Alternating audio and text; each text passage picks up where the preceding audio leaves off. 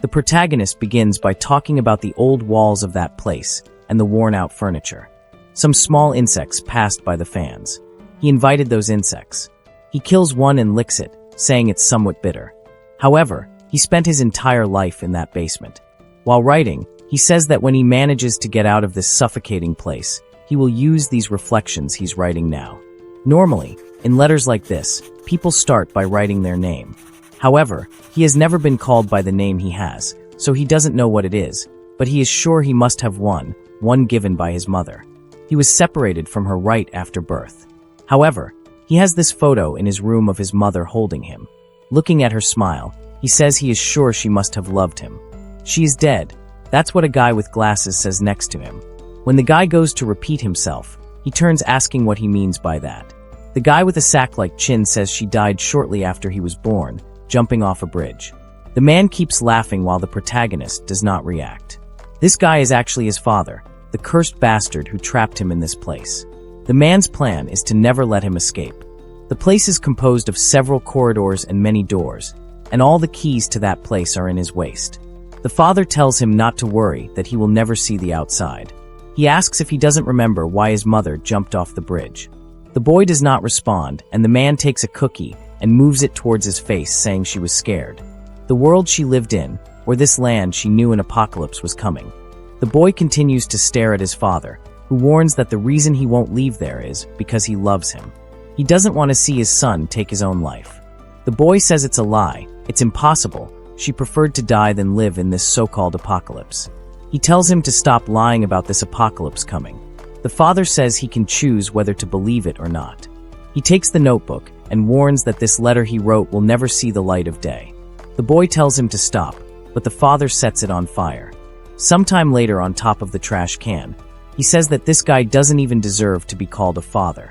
However, the guy smiles, saying that he can't say something like that since everything he's been doing is for his son.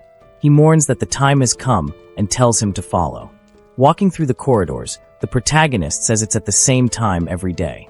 They pass through this place, and he doesn't hear the sound of any other form of life. He and his father are the only inhabitants of this vast basement. The father starts writing things on the blackboard, while the boy thinks it's the same routine every day, the same lessons and the same training. The only thing that keeps him surviving this tedious life is the little free time he gets every day to take a look at the library. Among the numerous books there, the ones he likes the most are those that have descriptions of the world outside.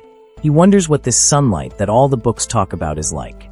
At least he believes it must be warmer than the light in that basement. He looks back and sees a field. With this, he imagines himself running in it, saying he wants to experience a peaceful day in life and see a beautiful scenery. He wants to be able to talk to other people and maybe even be friends with them. But the most important thing now is to escape from this place and give his father a good kick. The father closes the book and says he has already told him that he can only read it during his free time. Watching him, he says it looks like his son was reading a book about the surface and says he continues to be pathetic. Wanting to know if he still has some kind of connection to the outside world, the father reminds him that you will never leave this place. When the apocalypse comes, the world will be covered in blood and screams. Only ashes will remain, and this place is the only way to survive. The protagonist says that his father is lying again. He always says that an apocalypse is coming, and it's because of this absurd reason that he has been trapped there his whole life. He wants to escape from this place, no matter the cost. However, the time has not come yet. He has to wait for the perfect moment. The time when his father lets his guard down and becomes defenseless. Sometime later, in one of the other rooms, the protagonist is doing push-ups, struggling. The father says it's ridiculous. He's tired just because of this, and he wouldn't survive the apocalypse like this, saying it's ridiculous, and he only did 10 with that small weight on his back. The protagonist's arm loses strength, and he falls to the ground. The father approaches and offers his hand to help. He stays silent for a second, confused. Awkwardly, he asks his father why he is being helped. However, as soon as he takes his hand, the father pulls him and says he never said he would help. He sweeps his legs, making the boy roll, and hit his back against the glass. The father explains once again that anyone who reaches out a hand to help cannot be trusted. In the apocalypse, humans are the most dangerous things, and that's why he's been training him and teaching him combat techniques. It will be inevitable that he encounters other humans, and when that happens, he must be strong enough to win with clean hands. However, he realizes that his son has finked it and turns away, saying the day is over. But at that moment, the protagonist finds a chance. His father was careless. He got up and grabbed a shard of glass. That was the moment he had always been looking for. His father's guard was down, and he prepared and lunged towards him. He was going to finish him off now in this careless state, obtain the key and escape from this place. The boy approached and smiled, saying the plan worked. It was just that piece of glass touching his father, and he was about to reach it. However, there was a flaw in his plan. The father remained still, and he knew that man was not someone who would let his guard down like that. At the moment the shard was about to touch him, the father suddenly turned around. The protagonist was startled, and his father's entire body had already turned. Even so, he didn't hesitate and went for the attack, but the father easily dodged. The plan had failed. The father spun around and kicked him in the face. With that, the protagonist blacked out. Sometime later, he woke up in his room. Before he could say anything, the father said he finally woke up and noted that it was a great attempt. That attack had been very good. However, he had already warned him that he shouldn't be using any weapons, or the training meant nothing. And the penalty for trying to use that would be double training for now. He closed the room door and told him to rest because tomorrow would be a very tough day. With that, the father left. And the protagonist says there is something his father doesn't know. As soon as he turns off the light, the electricity in the room is cut for a few seconds. At that moment, if he focuses his hearing, he can hear things he had never heard before. Things that are extremely distant. The sound of things spinning, the sound of birds singing, even a bustling city. Because of this, he discovered two truths. The father says it's time to sleep, but in reality, it's daytime outside. And the other truth is that the world is completely peaceful. The father traps him there because of the so-called apocalypse, but he will break free from it, no matter what happens, and thus find his mother. Every time he asks his father about her, he says she is dead. However, he already knows that his father always lies. This means that in reality, she is alive. He lies down, saying that one day he will escape from there and find her, no matter what happens. The father was walking through the corridors, laughing like a madman alone, until suddenly he received a call. His expression changed, and he answered, saying that he had told them not to call unless it was an emergency. While the protagonist slept, he heard something. The call seemed to be serious, and he said that it was fine. He would let him live. With that, the phone fell to the ground, and the father knelt down, crying. After a while, he started laughing while the protagonist was waking up. The father seemed out of his mind, laughing like a lunatic in the corner of the room. The protagonist felt that something was wrong and asked what it was. That was when he noticed he was tied to a chair. He asked what his father was doing and told him to untie him. However, he soon realized that his father didn't seem to be listening. He knew he would have to free himself from those ropes slowly. He started rubbing them together, applying pressure, and they began to break. He was confident until his father appeared in front of him and told him to stop that. The protagonist felt something strange, swallowed hard, and asked his father when they were going to start the supposed training that would be twice as hard. The father only said that plans had changed, and they wouldn't be doing any of that today. In fact, they wouldn't be doing anything anymore, and the boy would just stay in that chair. The protagonist asked what he was talking about, reminding him that he said he was being trained for the apocalypse. The father said the training was over. Now the boy had no idea why his father had changed so much, and the worst part was that he couldn't fight back if he was tied up. He started to wonder if he would really be unable to see his mother. Angrily, he resumed forcing the ropes, and the father asked what he thought he was doing. He ignored him and continued applying pressure, and the ropes began to break. The father approached, almost slack-jawed, and started laughing in his face, seeming to have transformed. Suddenly, he felt something hit him in the face. The chair fell, and the father lifted him up again, warning him not to move. The protagonist hesitated for a second, and then began to move again, taking another blow to the chest and falling to the ground. Despite having nothing to do, he kept forcing the ropes to try to free himself. The protagonist kept insisting. At that time, he didn't know what was happening to him. Maybe it would have made more sense to just agree with his father and look for another opportunity to escape. However, at that moment, there was something he didn't want to lose, even if it cost in his life, the resentment he had for his father for being trapped there. Some time later, he broke free from the chains. Seeing that he was free made him excited. He wanted to see the look of disappointment on his father's face for not obeying. However, as soon as he turned, his father was coming again. He imagined his father would have a look of rage, but as he got closer, he noticed something was different. What he saw in front of him were tears that his father had always been holding back. It was then that he realized that this man had always been extremely sad. This made him wonder why this damned man had such an expression at that moment. With that, he was struck and lost consciousness, with his father saying he hoped he understood. The lessons were always the same. His father talked about the rules for surviving the apocalypse, and the most important one was never to leave the basement. There would be no safer place in the world than that. Defense mechanisms that would be maintained for 126 years, resources, and supplies enough for anyone to stay alive.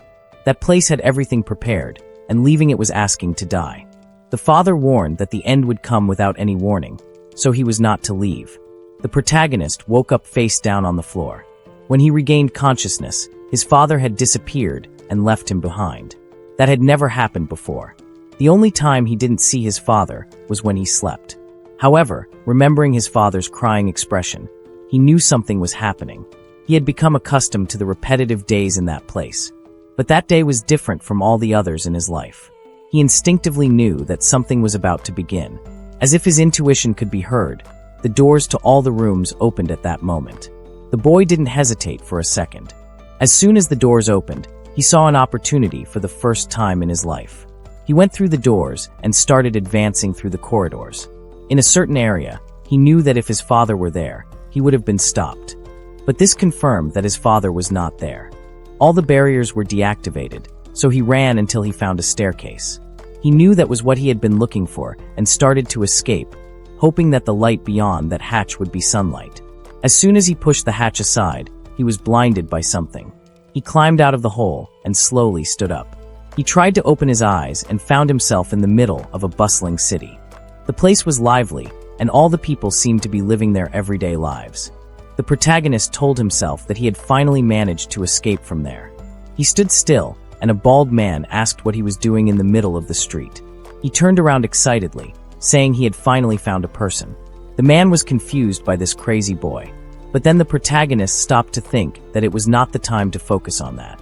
It was too early to let his guard down, and his father might realize he had escaped. He started running, saying he should distance himself as much as possible from that basement. As he ran, he smiled, thinking that the moment he had been dreaming of had finally arrived. For the first time, he was free. Not long ago, escaping seemed impossible, so he never imagined that the doors would simply open. But then he stopped running and asked himself, why did the doors open? It was impossible for it to be a system malfunction. His father was extremely meticulous and would never make such a mistake. That's when he wondered, what if the opening of the door was intentional?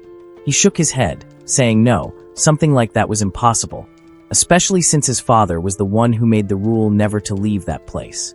He looked around, saw people talking, school children laughing, and a little boy going to get a balloon. He saw the excited boy and his smiling family. The children were running, and he felt happy, thinking that it was all right. The boy bumped into someone, and the balloon rose. While the protagonist thought that in the end, everything his father said was a lie, he realized how peaceful it was outside. This was how life outside the basement was. Everyone there was living a calm life, just as he had hoped. The balloon floated towards the sun, while he thought that an approaching apocalypse made no sense. People were calm. Then, everyone felt something strange, and he remembered that his father always said that the end would come without any warning. Suddenly, all the birds in the city began to flee. People looked up, confused.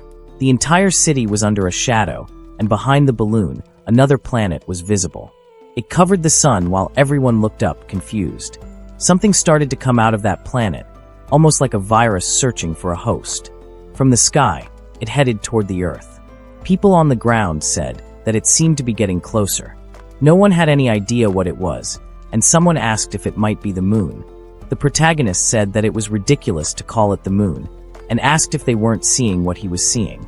Amidst the advance of that planet, a creature was visible. The protagonist was paralyzed. Besides that creature, there were countless others connected to it. The tangled mass of monsters formed tentacles. They continued advancing, linking with each other until they reached the middle of the city. Never leave the basement. His father always said that was the basic rule of survival. However, there was an exception. If the location of that place was exposed to the enemy, the first creature strangely dove straight into that sewer. The father scratched out the first rule, saying that in the face of great danger, it no longer applied. The security system showed that the doors would be closed as all the creatures ran through the corridors. Outside, the population didn't understand what was happening. An infinite tangle of creatures reached the ground. It all happened so suddenly that no one even reacted. In a second, a blonde guy was grabbed and pulled by one of the creatures. Before he could react, he found himself face to face with the monster's mouth. People just watched as the guy's remains fell in front of everyone. With that, they started screaming, and everyone tried to flee. A boy was walking by with headphones on while everyone passed by. He seemed confused and noticed something above him, and was immediately crushed. A muscular creature started hurling rocks at everyone, and another with a clawed arm jumped into the crowd, slashing 3 people in one stroke. In that place, no one could escape any of the creatures. The protagonist stood there, not knowing what was happening. People talked about calling the police, but he couldn't react. Then he remembered his father always said that when the apocalypse came, the world would be bathed in blood, and the only thing left would be a heap of ashes. The protagonist looked up and saw a creature 3 times taller than a building staring at everyone. The city's scream is one of its steps destroyed half the city.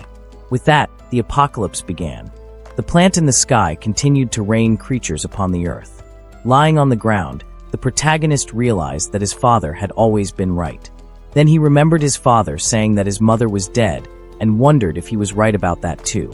The citizens continued trying to flee from the creatures, but for unprepared humans, it was impossible. Then, someone grabbed the protagonist's arm. When he looked, it was his father.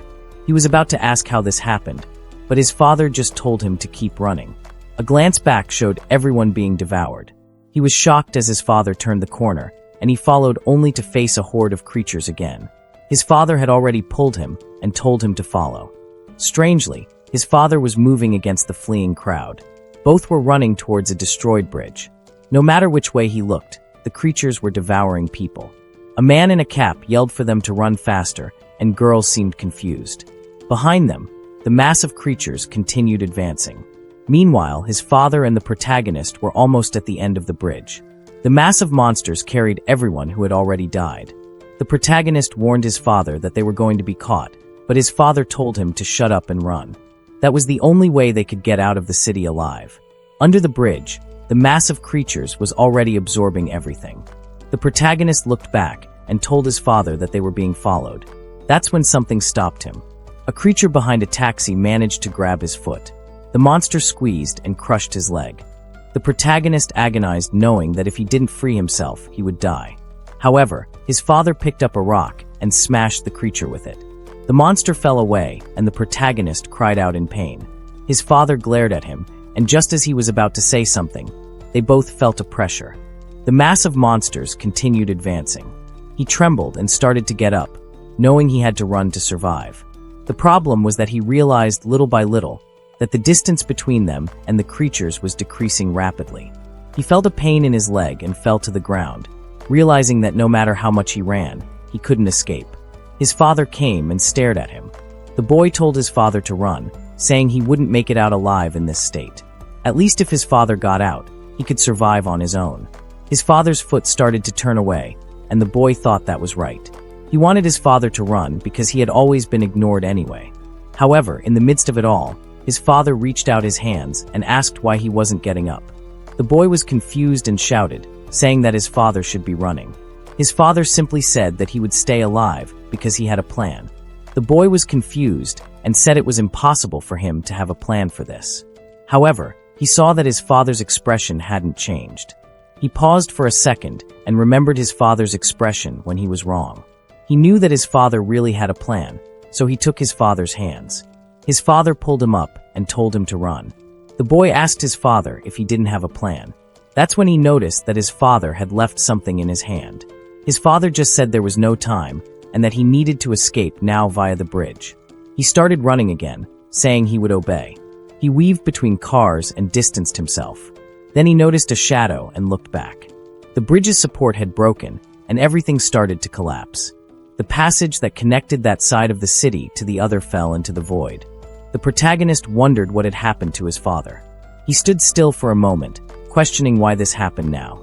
Remembering that his father said he would survive because he had a plan, he wondered if this was the plan. Now he had no idea why this happened.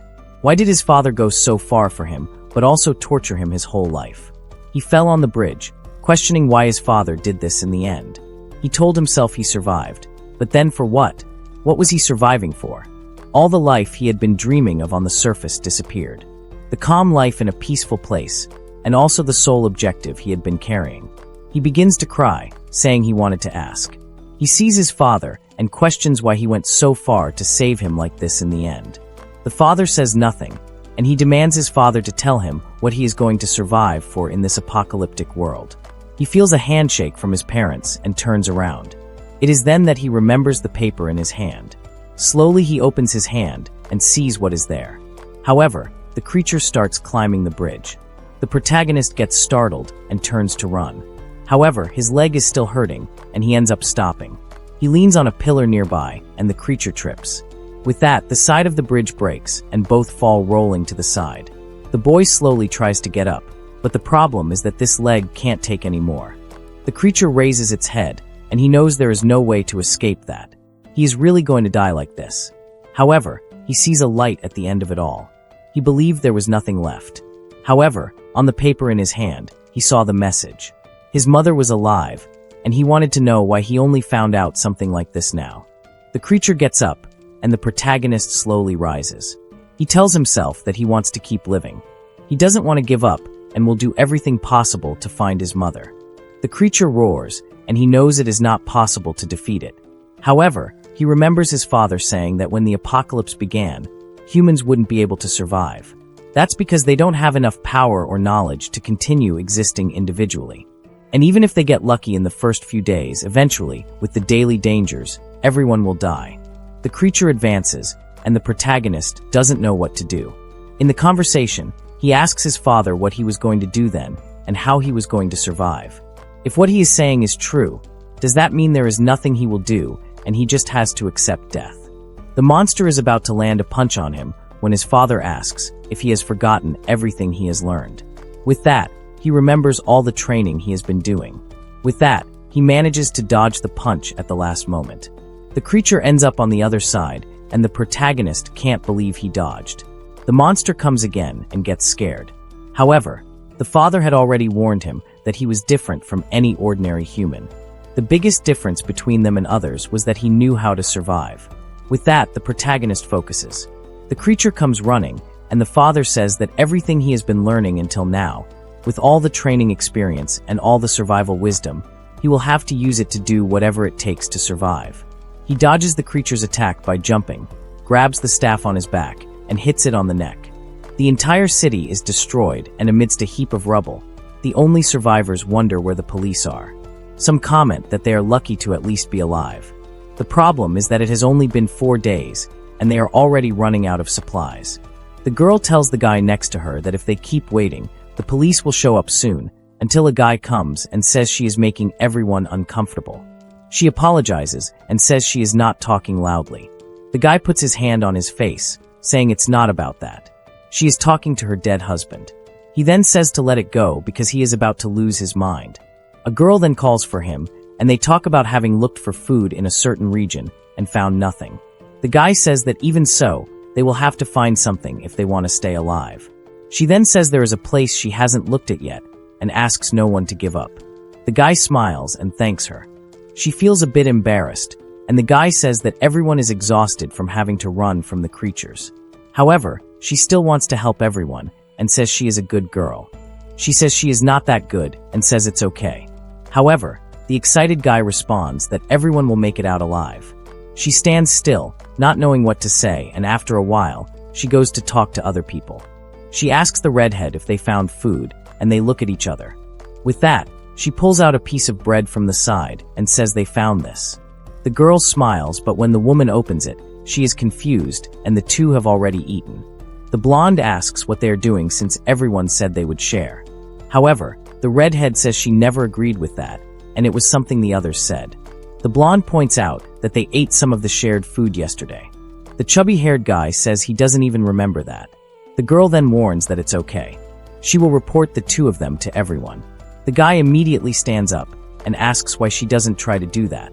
However, she will soon find out what will happen. The girl says it doesn't matter because she can run very fast. The guy laughs and approaches when suddenly a scream echoes. Everyone trembles, and he asks his friend if it wasn't a creature. She turns around and says yes, but it came from far away, so they are fine. With that, he feels relieved and says it seems he was scared for nothing. However, looking to the side, he sees the girl covering her ears and trembling. He laughs, asking where her confidence went. How was she going to run if she was trembling so much? Then the girl notices something.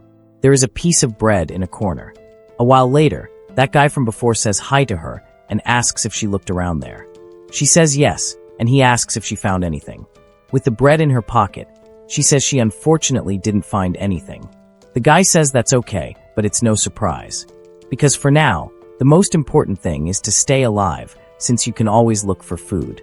Suddenly, the monster breaks through the wall behind them. The girl is thrown, and as she starts to get up, she sees the creature right behind the guy. He raises his hands, pleading for help, but she runs off, apologizing. He screams, asking why, and she says she never claimed to be a good person. With that, the previous couple also flees, and the guy tells her not to look back. Looking ahead, he sees the girl and a creature. The redhead says that when the girl gets eaten, they should take advantage of it to get past. While thinking she was an idiot for going against the beast, the monster raises its arm and attacks her. At that moment, the girl realizes something and jumps, dodging the attacks. They slip while dodging and manage to reach the other side. They can only watch her get further away while the monster comes from behind. They scream, and a while later, the girl falls to the ground, wondering if she is finally safe. That's when she notices something beside her. The protagonist is there, standing and sleeping. She slaps him, and he falls to the ground, continuing to snore. At that moment, she notices that he is alive, but on the other side of the pillar, a creature is approaching. She wonders if the beast heard them as the creature slowly passes by. She realizes the protagonist is exposed and pulls him by his shirt. The monster passes while he is still asleep. Once the monster is gone, she relaxes, finally having survived. Then she notices he is looking at her. She jumps back, and he leaps to the other side, asking who she is and what she was trying to do. The girl is a bit confused, and the protagonist remembers that his father told him never to trust anyone. The only way to survive was by keeping others at a distance. The girl explains that she only hit him so the monster wouldn't see him. However, he keeps remembering his father saying not to trust anyone or he will be used and killed. Now he knows that if his father was right, he won't survive by getting close to people. He then asks how he could believe her. At that moment, his stomach growls and he collapses from hunger. The last time he ate was 5 days ago in the basement. He is already at his limit, and even with long breaks, he now has no energy left. The girl says she doesn't have anything to eat. He is confused and asks what she is talking about since he didn't even ask. She says he just looked hungry, so she assumed. However, when she goes to apologize, the bread falls out of her pocket. As soon as he sees it, he asks what it is. She is unsure how to respond, and the protagonist has no idea what that item is. It's strangely, his hunger seems to intensify when he looks at it. He asks if it's food, and she says no. He then remarks that he must have been wrong, and she retorts that it's ridiculous to think it's food. The girl thinks she has found the biggest idiot of all who can't even recognize food. Unfortunately for her, the protagonist doesn't trust humans. She is puzzled, and he says he will never be fooled by a human's lies. She realizes she is dealing with an even bigger fool than she thought. The protagonist is sure from her reaction that it's food, and that he needs it. If she doesn't want to cooperate, you will have to use force. However, she offers him a piece, saying she won't give more than half. The protagonist is confused, wondering why she is sharing that reduces her chances of survival. She says he will have to repay her 4 times over. The boy realizes that these were her motives. Humans are indeed treacherous creatures. He stands up, and she asks where he is going. He says now that he has eaten, he is moving on human. She runs after him, asking where he thinks he is going in such a world. and says she knows the place well because she grew up there. The protagonist turns and asks if she really knows the place. She says yes, and so he asks if she knows where the subway is. Later, hiding in the city, she wonders why she is following this idiot.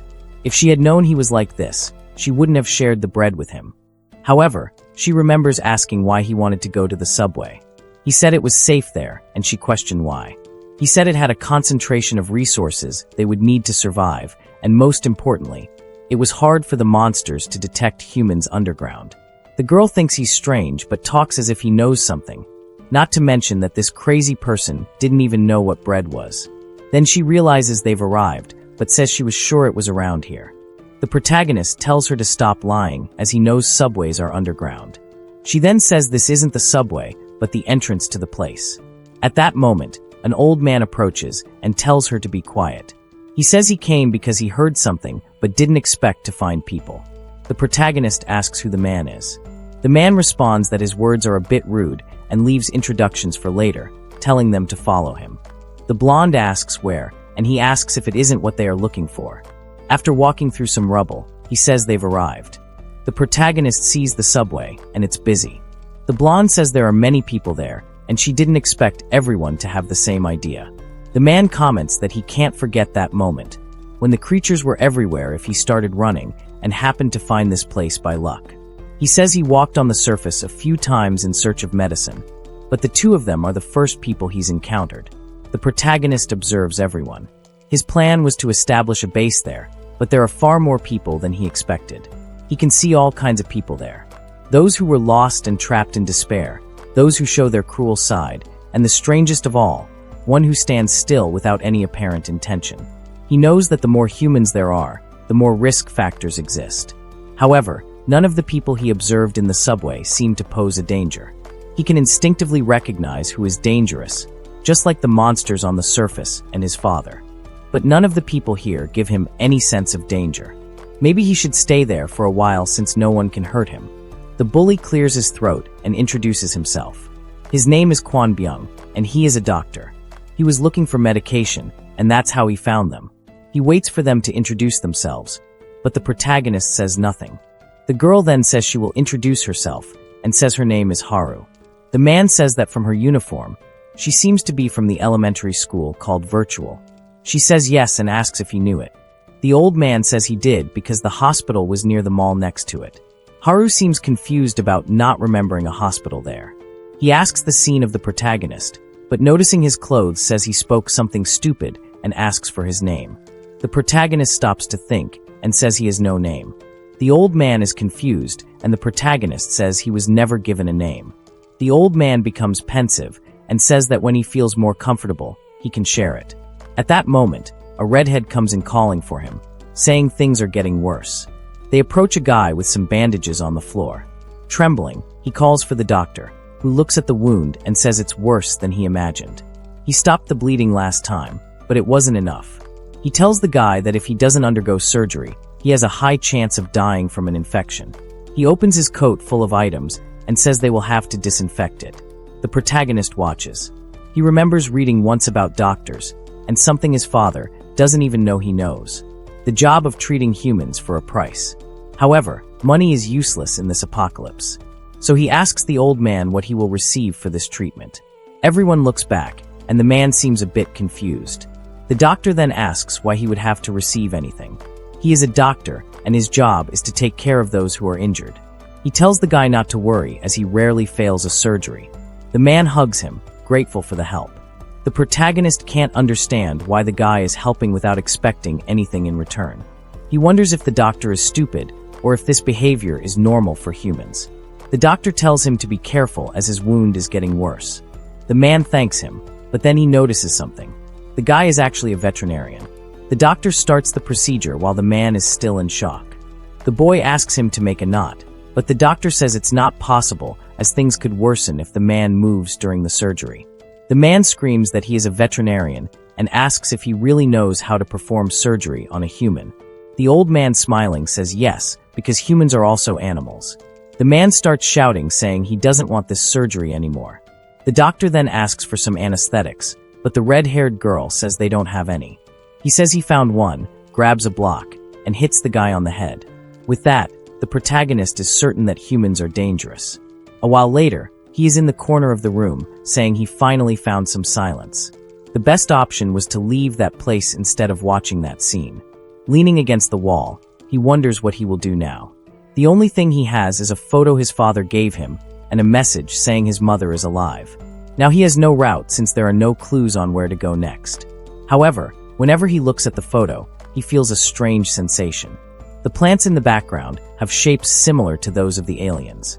Even in the basement, he found this odd and researched various books on flowers, but never found anything like it. However, if this is a special flower that only grows in certain environments, might find the place where it was taken. If that's the case, you first need to find someone who can identify this flower. A fly passes by and he kills and eats it, saying it's bitter. In another part, some people tell the boss that they have gathered everyone. A scared man turns and says it's time to start. In the middle of the crowd, people wonder why they were all called there. One of them points to someone in the crowd asking for an explanation. It's the boss, but the man seems unresponsive. He sweats, and the other one trembles. The boss says he can look into the depths of the human mind, finding every thought they are trying to hide. And that man's eyes show fear. He hides it, trying to look tough on the outside.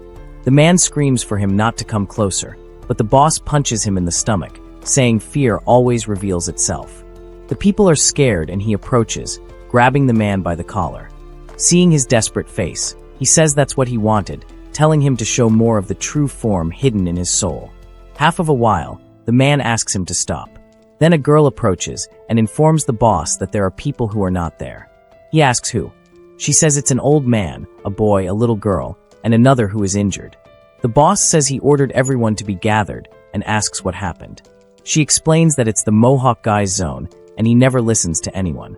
The boss says he doesn't like being controlled, but will go there to resolve it. As he leaves, she asks what they should do with the guy on the ground. He tells them to tie him up and throw him outside. The people ask for help, but no one seems to respond. The protagonist wakes up, wondering when he fell asleep. He had been on guard against the monsters, unable to rest. However, he notices something. He has no idea where he is. He feels a pain in his head, and when he steps on the ground, his foot seems to sink. He wonders if he is being swallowed by something or worse, if he is already in a stomach. Something pulls him, and suddenly he wakes up, realizing it was a dream, but it felt too real. He is confused, seeing a crowd in front of him that asks who they are. The boss says he has 2 minutes to appear at the central station, or he will be expelled from that place. His friends comment that he should go, or he'll be in trouble. The protagonist gets up. The boss looks disappointed. He was curious to see who had the courage to hide, but it seemed foolish. The protagonist stretches his neck and asks how. One of the guys is confused and asks who this lunatic is, but the boss says this is how it's fun and orders the protagonist to look at him because he wants to see his true form, to see what's hidden behind that look. However, he doesn't seem to see anything and is confused. The guy asks the boss what's wrong and tells the protagonist to make the most of the 2 minutes. However, the boy just questions these 2 minutes and says that actually 2 seconds are enough to finish everyone there. The guy falls to his knees, laughing, saying this kid is funny, pulls out a blade, and asks if those are his last words. The boss places his hand on the man's shoulder, and at that moment, the protagonist notices that the photo is not in his pocket. The man asks if he's looking for this. The protagonist warns that if there's a scratch on the photo, he will die. The man is startled, and the boss pulls it from his hand, warning that if the boy takes another step, he will tear it in half. Later, the protagonist is being kicked. The man asks where his confidence went. The protagonist is hating himself for letting the most important thing disappear while he slept. It seems humans are indeed more dangerous than he imagined. The man asks the boss if the boy will be expelled. The boss responds no. When he looked into the boy's eyes, he was different from the rest. His soul was so deep that he couldn't see anything. He warns that they will keep an eye on the boy and always keep that photo under supervision. However, he tells his henchmen never to forget to always keep it in hand. Confused, the man asks the boss if they really have to do all this because of this kid. The boss just says it's an order, and the man says he understands. Thinking back to the moment the boy stood up, he was somewhat scared, but now it doesn't matter. He turns to the boy and asks where his smile is. At that moment, Haru appears. She asks what they are doing, and the boss says they found another one. Embarrassed, she asks if they were looking for her. The boss just tells her to go to the central station. As he leaves, a man says he hopes to see the protagonist again and will take good care of the photo. Everyone leaves and Haru approaches the boy.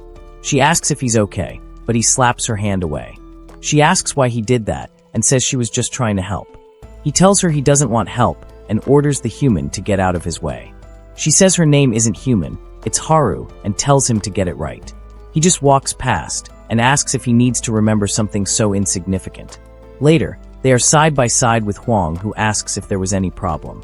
Haru says no, it's just that she tried to talk to someone who doesn't even know how to communicate.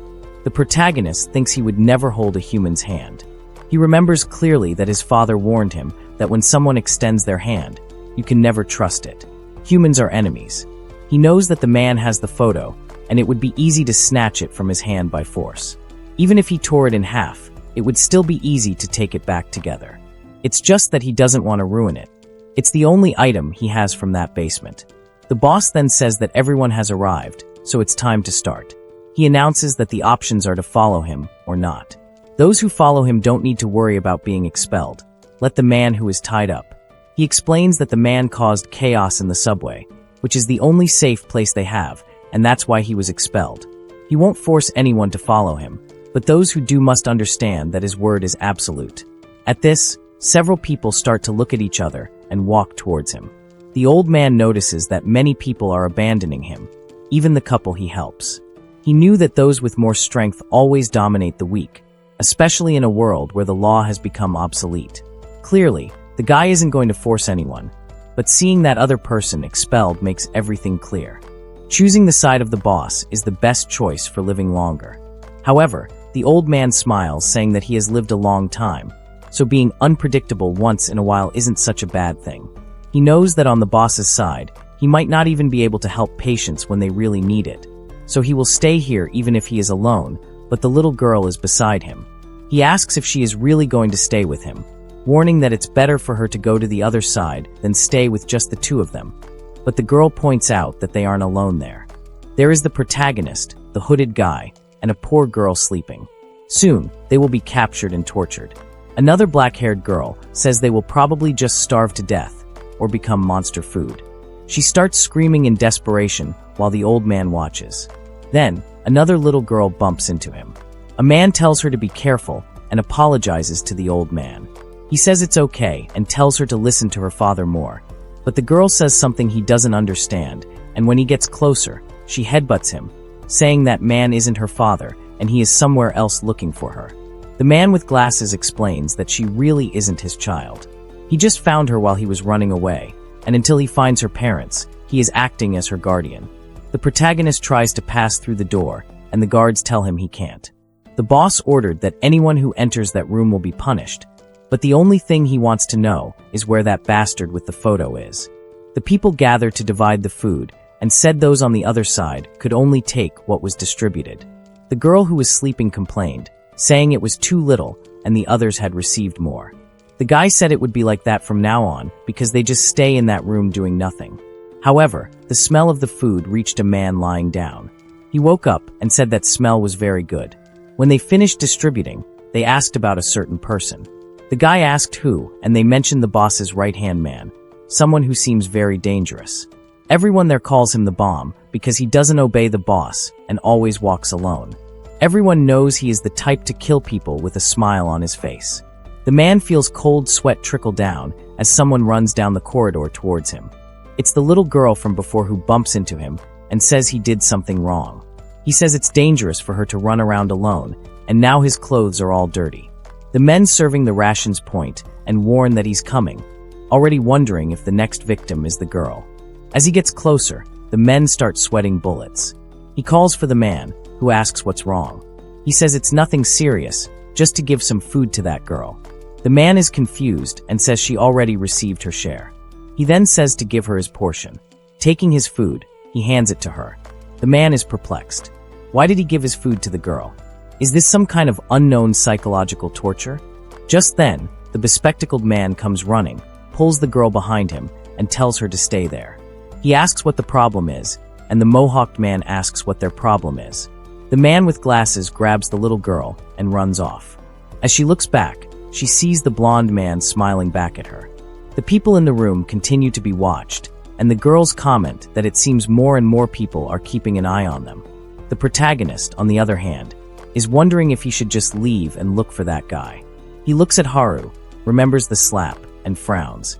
The woman seems to notice something, and at night, when everyone is sleeping, the same woman from before gets up and sees the protagonist in the corner. She goes to touch him, and he grabs her arm, asking what she was planning to do. The woman is scared by the boy's strength and says she just wanted to talk.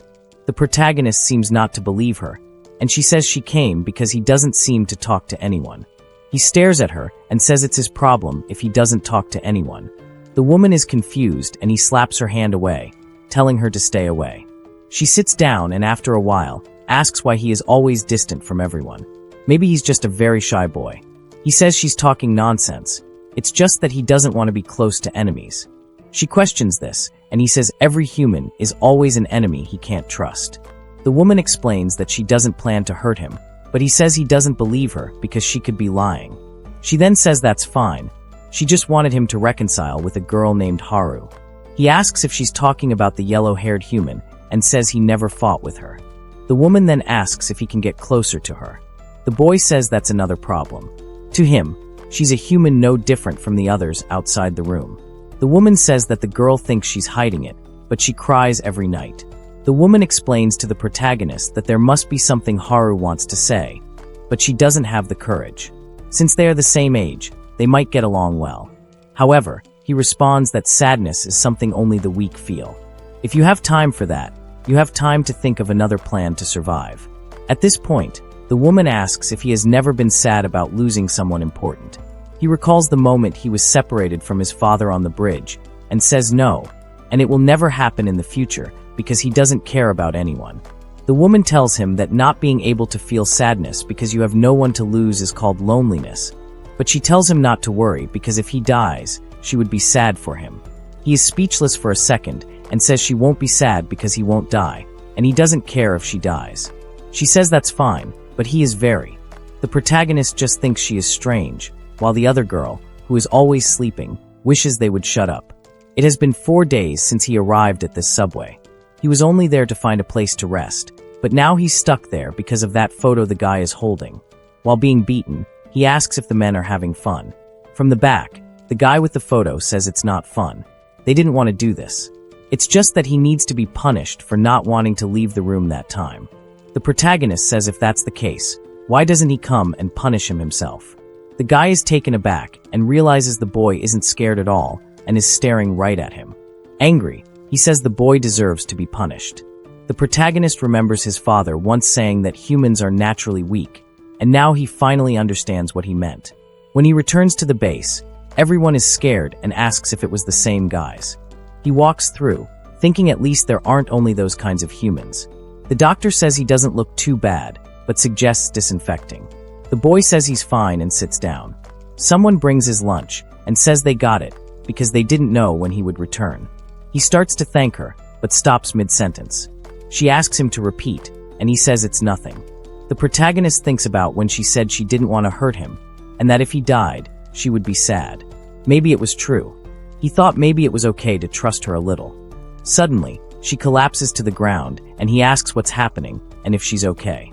The doctor puts her on a stretcher and says her symptoms don't look good, and she will need medicine. The problem is that they would have to go to the surface because they don't have that kind of medicine here. The one responds that it's okay, and it doesn't make sense to go up there just for her. However, Wong says that without the medicine, her condition will only get worse. The protagonist asks how. The protagonist asks what the worst outcome would be if they didn't get the medicine. Before the doctor could respond, some men entered, saying that the boss was calling for the doctor. At that moment, the man saw the protagonist and felt relieved.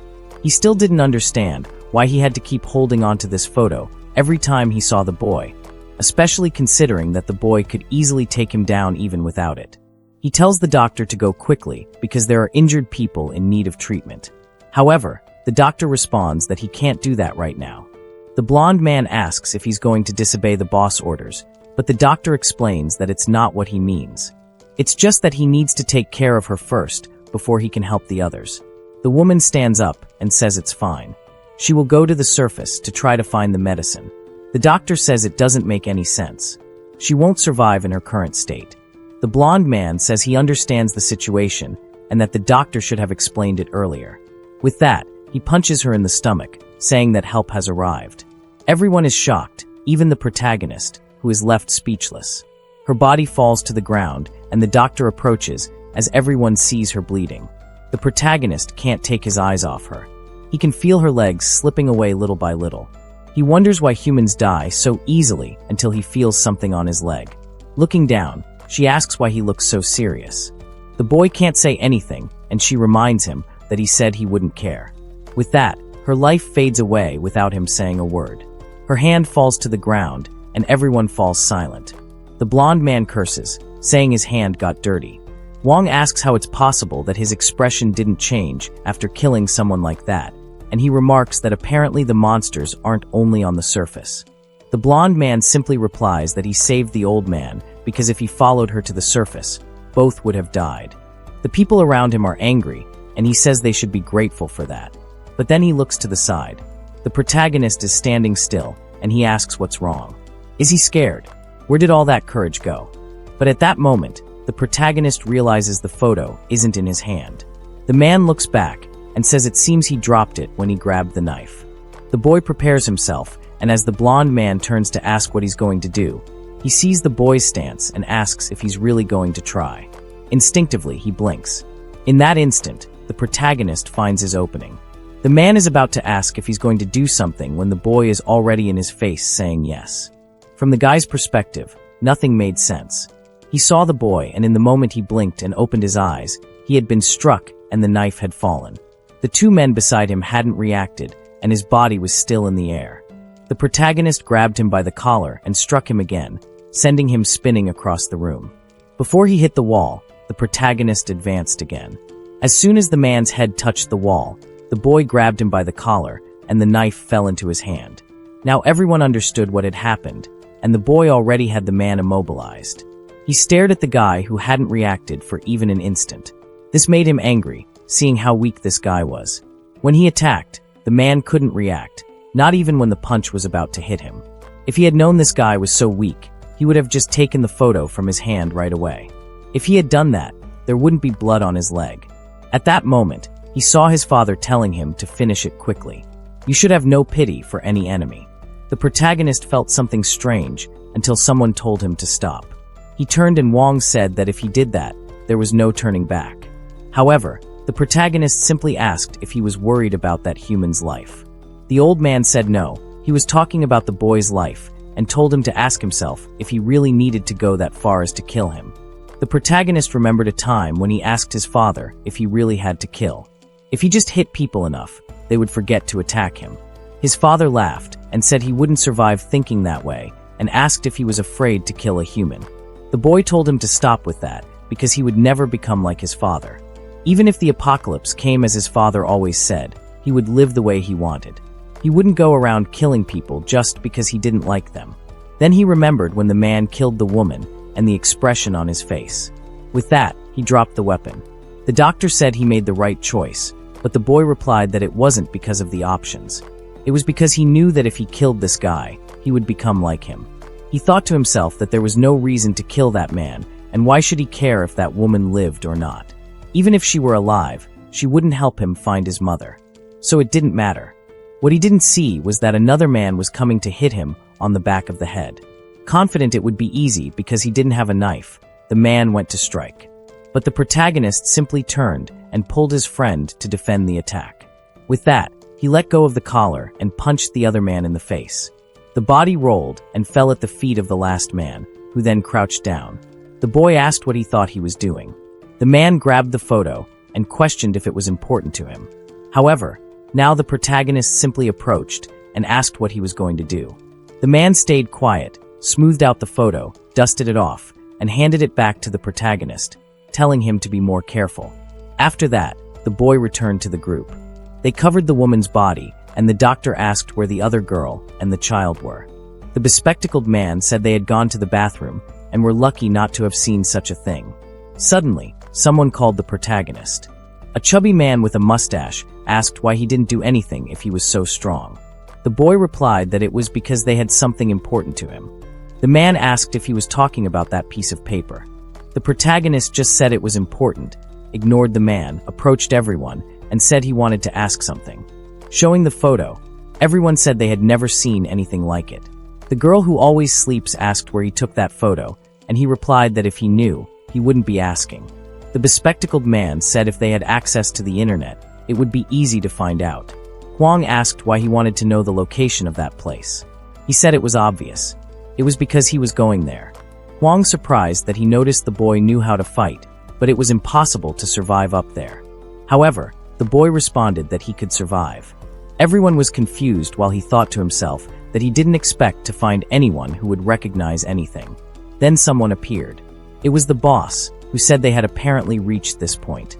Seeing the thing in the protagonist's hand, he said the man didn't follow such a simple order. Rolling up his sleeves, he said it didn't matter now. They would have to resolve this in a more intuitive way. Meanwhile, on the surface, a creature was walking and decided to start digging the ground leading directly to the station. In another part, people had improvised something to make a fire. Haru was nearby, just observing until the little girl came out of the bathroom and said everyone there was ridiculous for not flushing. Haru said it was inevitable since the flush didn't work. The man from before approached and said it was better for them to return soon. Haru seemed angry, but the man said he was only doing it to survive too. From a distance, away from the fire, the man asked if they were going to fight. Then something fell into their pot. They went to check, asking what was happening. That's when more rocks started falling. He looked up and saw the ceiling opening. At the same time, the creature was already in his face. Meanwhile, the protagonist was face to face with the boss. He looked to the side and saw the henchmen all collapse. That confirmed his intuition. In the underworld, he also knew some people like this. Monsters, people who completely defied normality, even though there were actual monsters above ground now. The blonde guy warned the boss to be careful, saying the kid was stronger than he looked, but he took an elbow to the face. The boss said he didn't like being called incompetent. What he wanted to deal with was that boy. He approached, saying the boy had a very rebellious eye, and now he would find out who was in charge here. Maybe now he could see whatever was inside the boy's soul. He wanted to see the true form. He found himself in front of a wall and opened it with his hands. But all he saw was darkness. That's when he realized he was wrong. It wasn't he who was looking at the boy, but the opposite. Seeing himself about to be devoured, the boss screamed and fell back. The others asked what happened to him, and the protagonist just stood there, staring at everyone. The boss was certain he had almost been killed. The people in the room couldn't understand, and the girl behind the boss was questioning why he was acting that way in front of a child. Then they heard a scream. A man appeared at the door, asking for help, saying he couldn't see. They saw he was covered in blood and asked what had happened. The man said he had had a strange headache for a while, and now something was coming out of his head. One of them asked if that was a monster. The man said there was something in his head that didn't want to come out. Suddenly, he twisted and then stood up again. The people stood frozen, watching. Something came out of his eye and shot across the room. The boss immediately yelled that it was a monster and punched him in the face, throwing him to the other side. The man was about to get up when the boss grabbed a tool and cut the creature. It fell next to the body, and he finished it off. The people relaxed, saying that now it had stopped moving, the boss had killed it. The boss was wondering where that monster had come from. The people relaxed, saying they thought they were going to die just now. But something was wrong. They were celebrating being saved by the boss, but the protagonist noticed something. His expression changed and the boss turned around. At that moment, a creature appeared and the door was slammed shut. No one could move, and the monster rose up. Perhaps it was because they had spent too much time underground. Everyone there had already forgotten, or rather they were trying to forget, the terrible memories of what they would have to face. At that moment, people dropped their bats, turned around, and started running desperately. However, the boss asked how long they would keep running, and if they would repeat this forever. Pointing his axe, he said that this was only one monster, and it was different from before. Together, they could defeat it. Maybe it was because they had just seen one of the monsters get killed, or maybe the boss' words had motivated them. Everyone started to feel confident, saying that maybe they really could do it. After all, if they left this place, they would have nowhere to run. They picked up their bats again and said they were going to kill that monster. The people were still hesitant, but the monsters were no longer a reason for fear. For the first time since the monsters appeared, they felt something different. A girl looked to the side and asked the boss for an order. They felt hope, but the boss was killed by the creature from behind. His body was lifted and everyone was confused because they had cut it into 1,000 pieces. The creature dropped his body, and a girl in a suit said it was impossible for it to come back to life. Everyone came to the same conclusion, and the boss said it was impossible to win against it. With that, the subway wall was destroyed and the monsters advanced. The poor chubby man didn't even react. The girl couldn't do anything as the monster approached, and the blonde man lost an arm. The monster grabbed her and gave a crushing hug. The room was painted red, and everyone was fleeing desperately. From the corner, the protagonist was just observing. The people in the room, hearing the screams, said it was only a matter of time before everyone died. The man with glasses was remembering the girl. However, the doctor grabbed his arm and asked where he was going. He turned around saying his child was there, and he had to find her. The doctor said obviously if the monsters were there, she was already dead. The man didn't want to believe that this had happened again, until someone passed by him. He looked to see who it was, and saw the protagonist back. Everyone was impressed and the doctor ran, telling him not to do it. However, the boy just kept moving forward. From the room, everyone watched the red room. The boy just prepared himself. In another place, Haru, the little girl, and the man were hiding. She started crying, and Haru told her to stay quiet. Haru thought she didn't have time to care about anyone else. She came there amidst the chaos, but would die as soon as they were found. However, the little girl was just holding onto her arm, trembling. Haru looked back, and not knowing what to say, just told the girl to stick close. The blonde man, seeing his dead wife, was terrified and asked where they thought they were going. Haru said they had to flee, but he asked where to. Haru replied that she didn't know where, but they couldn't stay there. The man continued, saying there were monsters here and on the surface. Why did she think they could find a way to survive? She responded that even so, she wouldn't wait for death to come. She would do everything possible to survive, no matter what. The man then said that in her eyes, you could see she still had a reason to live. But then she looked to the side and saw a monster staring at the three of them. He was shocked and told them to run. However, Haru was paralyzed and her leg was trembling. The man hugged the creature and told him to run, saying he had no reason to live anymore. But when he looked to the side, no one was there. The two girls were already running. He muttered that they could have at least waited for his speech. With that, he started screaming. While on the other side, people were hacking at the creature with axes. The rest of the group was lying on the ground. The girl in the suit attacked the creature, but its wounds regenerated instantly. The monster lifted the man, and she fell against the wall, certain it was impossible to win. But the protagonist walked past her. Everyone was wondering what he was thinking of doing, and where he was going. The plant monster was still killing, everyone using the boss's body. The girl on the ground wondered if he was really going to face it. Seeing the creature, she knew it was like asking to die since even the boss had no chance. The protagonist calmly observed the attack. When the tentacles approached, he dodged and advanced. He grabbed the sides and pulled the monster while throwing himself forward. The monster tried to hit the back of his neck, but he jumped off the wall backward and landed on the other side, creating a knot between them. He looked at the man who commanded the monsters to attack. But since the creature was tied up, it couldn't reach him anymore. His movements had caused the monster to get tangled up in itself. Calmly, he approached the boss and tore the creature off him. The doctor couldn't believe he had stopped the monster. The girl said it didn't matter because the boss was still alive. With that, the monster screamed and the others turned to it. He threw the creature to the ground in the giant advance. As the monster came to bite him, he jumped and met it in the chin, then slid under its arms. The other creature opened its belly to eat him. However, he just jumped, dodging the attack, and landed on its back. He pulled out the axe he had earlier, but the creature sprayed blood in his face. It then went for an elbow strike that landed solidly. The people were shocked, but the protagonist was still alive. The doctor had no idea how that was possible. To them, this creature had immense strength and the ability to regenerate. Fighting it was basically suicide. Yet that boy in front of them was standing and fighting alone. The protagonist remembered his father's words. There is no being in this world that doesn't die. Everything that exists needs a source. That's how life begins, and that's what must be cut off. His father always believed that if it were him fighting the monsters, he would know exactly where the life of each one resided and, more importantly, how to destroy their cores. The monsters attacked, and he dodged them both. He knew exactly where the life of each one resided and, more importantly, how to destroy their cores. He struck directly at the creature's core, and the attack hit the nucleus. The creature started to disintegrate, its form breaking down as it lost its strength and life. And do you all remember that the last chapter ended right at the moment, when she landed the blow on the core, concentrated, and fell to the ground like a ball?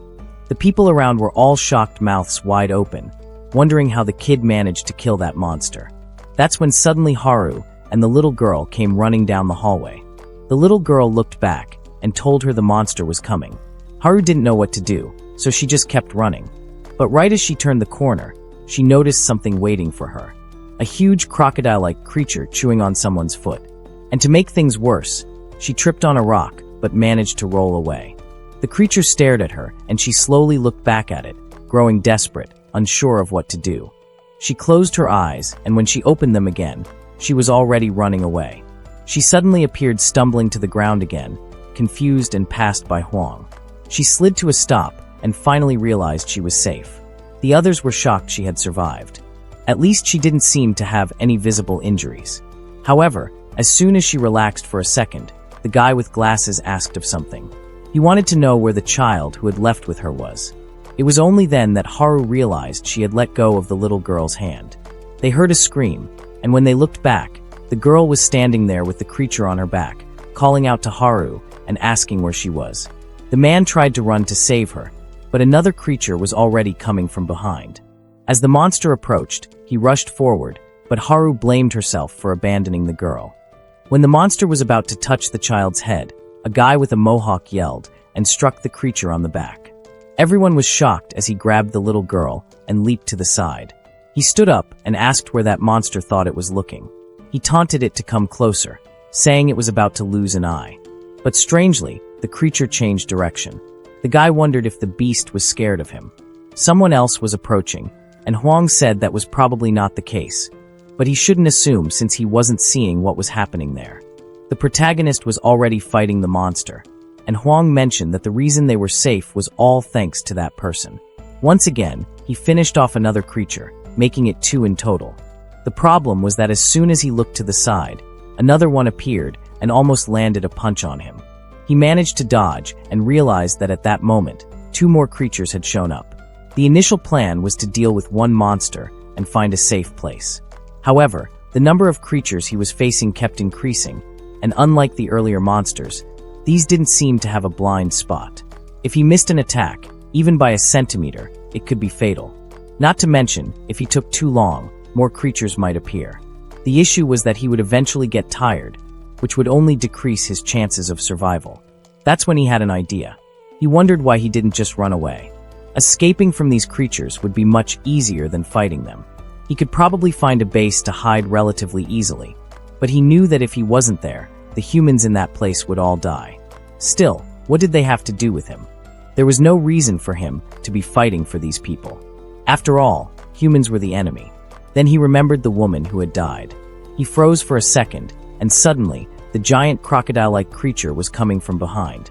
In that moment, he realized he had made a mistake by letting his guard down. The attack hit him squarely on the back, throwing him to the ground. He stood up in agony as the monster approached, and it seemed that even his normally armored body was injured from the blow. The creature continued approaching as he writhed in agony, until someone stepped in front of him. The Mohawk guy stood in his way and told him to relax, saying he'd handle it. He asked if the boy really knew a way to kill the monsters. But before the protagonist could answer, the guy smiled and said he just wanted to know how he could help in the fight. Another person raised his shield. It was the glasses guy who said he helped too. He explained it was because he saw the girl was in danger and decided to risk his life for her. However, the protagonist didn't understand why they were helping him. He kept asking himself why humans were acting this way.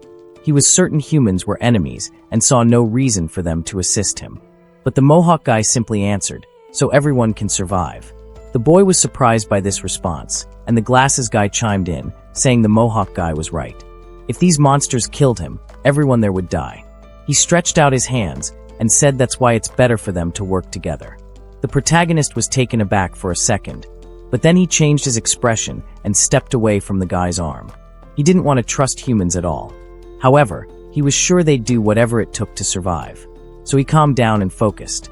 Then he told them to distract the creatures. If the humans there truly wanted to survive, there was no reason for them to betray him. The giant crocodile started running toward them again, and the Mohawk guy, excited, said, "Finally, it's coming," while the boy focused. Now, with all these injuries, he had to finish this even faster. He dashed past the crocodile, and as it turned to look at him, it took a hit to the head.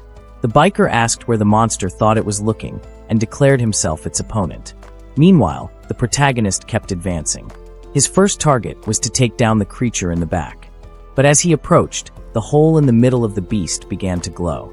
He sensed danger was approaching, and suddenly a laser shot out. He managed to duck, but one blast burned his axe. He knew that if it hit his body, it would be fatal, but he got up and kept advancing. The creature started firing repeatedly, and he dodged each shot, gradually closing the distance.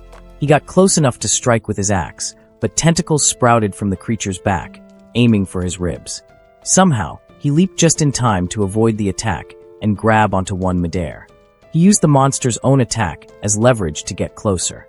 Right in the middle of the creature, he felt the energy core. His axe pierced the flesh, but his expression changed the moment it happened. He had missed by less than a centimeter, and now the monster was going to counterattack. He was still in the air when the beast's strike was coming for him. There was no way to escape that situation, until someone pushed him aside and stepped in to block the attack. Even though the shield was burned, it prevented both of them from dying. The protagonist was stunned for a moment, but quickly refocused and charged toward the monster. He struck with the axe again, and this time it seemed to hit dead center. In the background, Huang and the girl who could only sleep said they wanted to help too, but were afraid they'd only get in the way. But then they noticed the plant-like creature was still on the ground. Everyone froze as it approached the doorway. Someone stepped forward. It was the girl in the suit who declared it was the enemy of her boss. Meanwhile, the third creature had been taken down. The glasses guy asked the boy if he was okay, and the Mohawk guy was impressed by the shape of the dead creatures. He then asked how the boy did it, and said he wanted to help too, not just keep running. The boy explained that every monster has a weakness, and you just have to aim for the center. But the guy had no idea where that center was. The protagonist tried to explain that if he focused, he'd be able to sense it.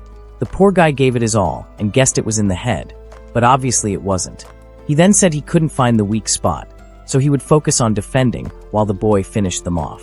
The glasses guy agreed and said he'd try to buy as much time as possible so the boy could attack the weak spot. But someone rushed forward.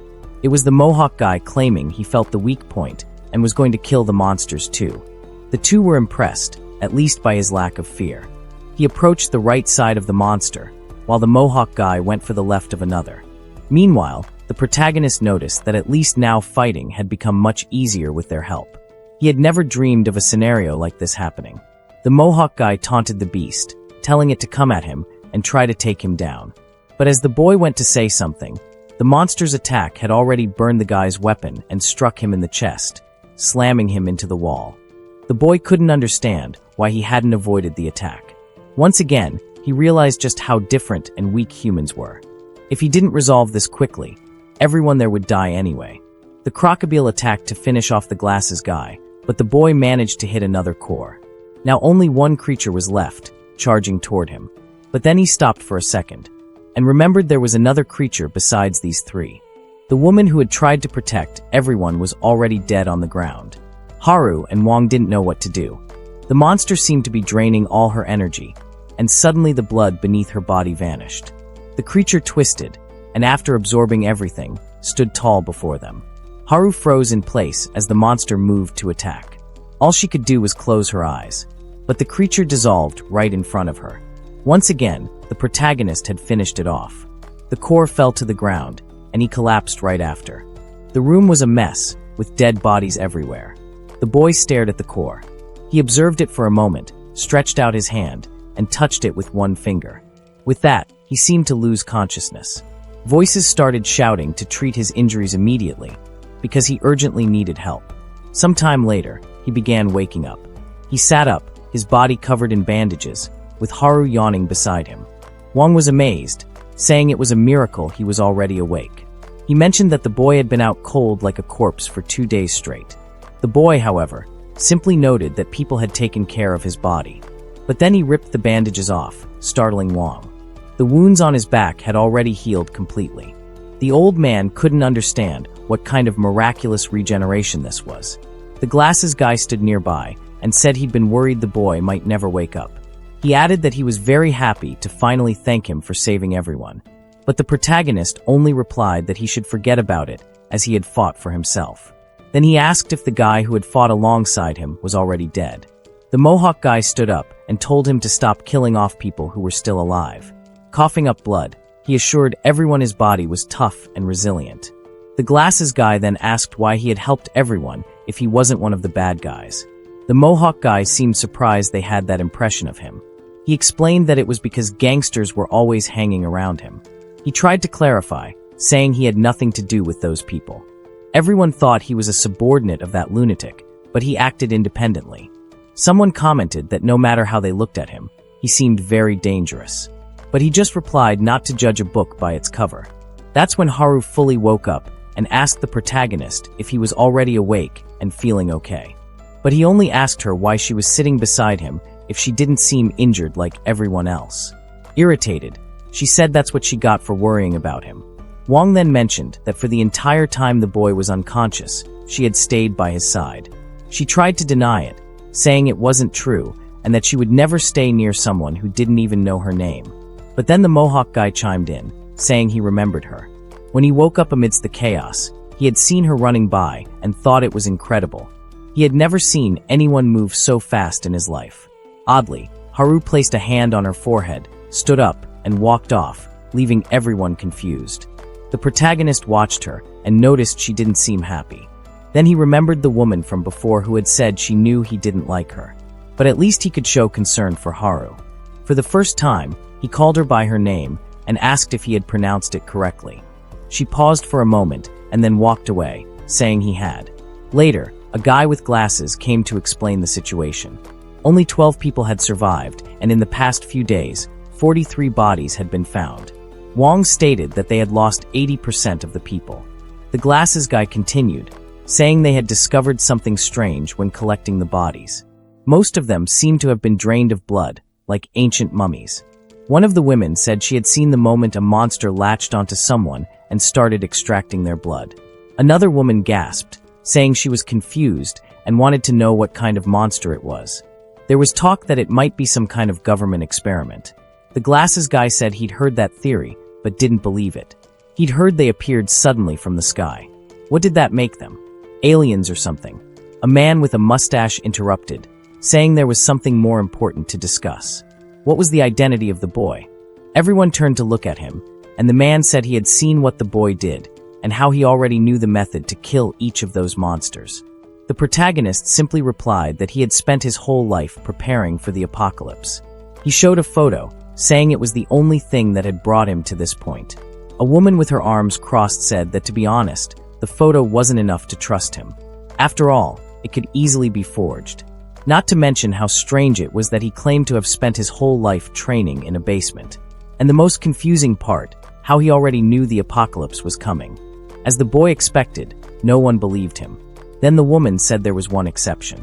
She remembered everything he had done to kill the creatures, and said that after everything he had done for the people there, everyone would believe what he said. He stood there, a bit confused, when the woman tried to punch him. He dodged easily, and she apologized, saying she was just testing to see if he was really trained. Wang said he believed in the boy too because when he started taking care of him, his body was covered in scars. This made him think that for someone his age, it didn't make sense. In fact, for any ordinary person, it wouldn't make sense to have so many scars. Haru asked how he got so many scars. He explained that he gradually accumulated them while trying to escape the basement. She paused for a moment and said it must have been really hard for him. But he simply replied no. Those scars were proof that he had fought. so you didn't see them as a memory of hard times. Suddenly someone yelled out, saying they didn't believe him. It was the man with the mustache, demanding to know why he already knew about the apocalypse and didn't warn anyone. If everyone had known, they could have prepared. The protagonist thought back to how his father believed humans were enemies. That was why he chose not to cooperate with anyone. Even now, he didn't trust these people. But remembering everything that had happened, he knew they had helped him. He wasn't sure why his father taught him that humans were evil. But at the very least, he believed these people weren't that bad. The woman said that no matter what he was important to the people here. That was because he was the only one who could kill the monsters.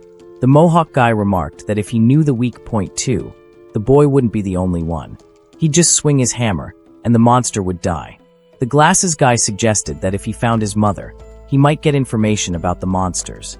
But the man with the mustache asked what they would do with that information. It's not like they'd survive another day because of it. The only reason they were lucky was that the entrance to this place was completely covered. That's why the monsters hadn't found them yet. They'd have to go deep underground, where there was no light to finally reach this place. But that was it. That tiny bit of luck was all they had. However, it wasn't impossible for the monsters to find them again and attack. The Mohawk guy told him to stop being so pessimistic, especially since they had plenty of supplies, until they realized all the food they'd stored had been crushed. He asked if they weren't confusing the location of the storage. One person said it seemed they weren't, while the lazy one grabbed a can and walked off. Later, everyone gathered at the escalator. Wong commented that now they'd reached this point, they needed some people to go up and collect food. The Mohawk guy volunteered, saying he was tired of suffocating down here. But everyone knew his wounds hadn't healed yet, so he had to stay. The same went for the poor glasses guy. The doctor told them not to remove their bandages and to keep resting. He mentioned that someone uninjured should go. The sleephead obviously didn't want to volunteer. Everyone said that leaving this place was basically a suicide mission. The punted guy also said he wasn't interested. Who even was this guy? Wong pointed out that at this rate, they'd have serious problems since they only had enough food for one more week. That's when the protagonist stepped forward and said he would go. The man immediately thanked him, saying he felt much safer if it was him. The boy explained that he'd have to go anyway to find more information about the photo. Maybe he'd even find a better base than this one.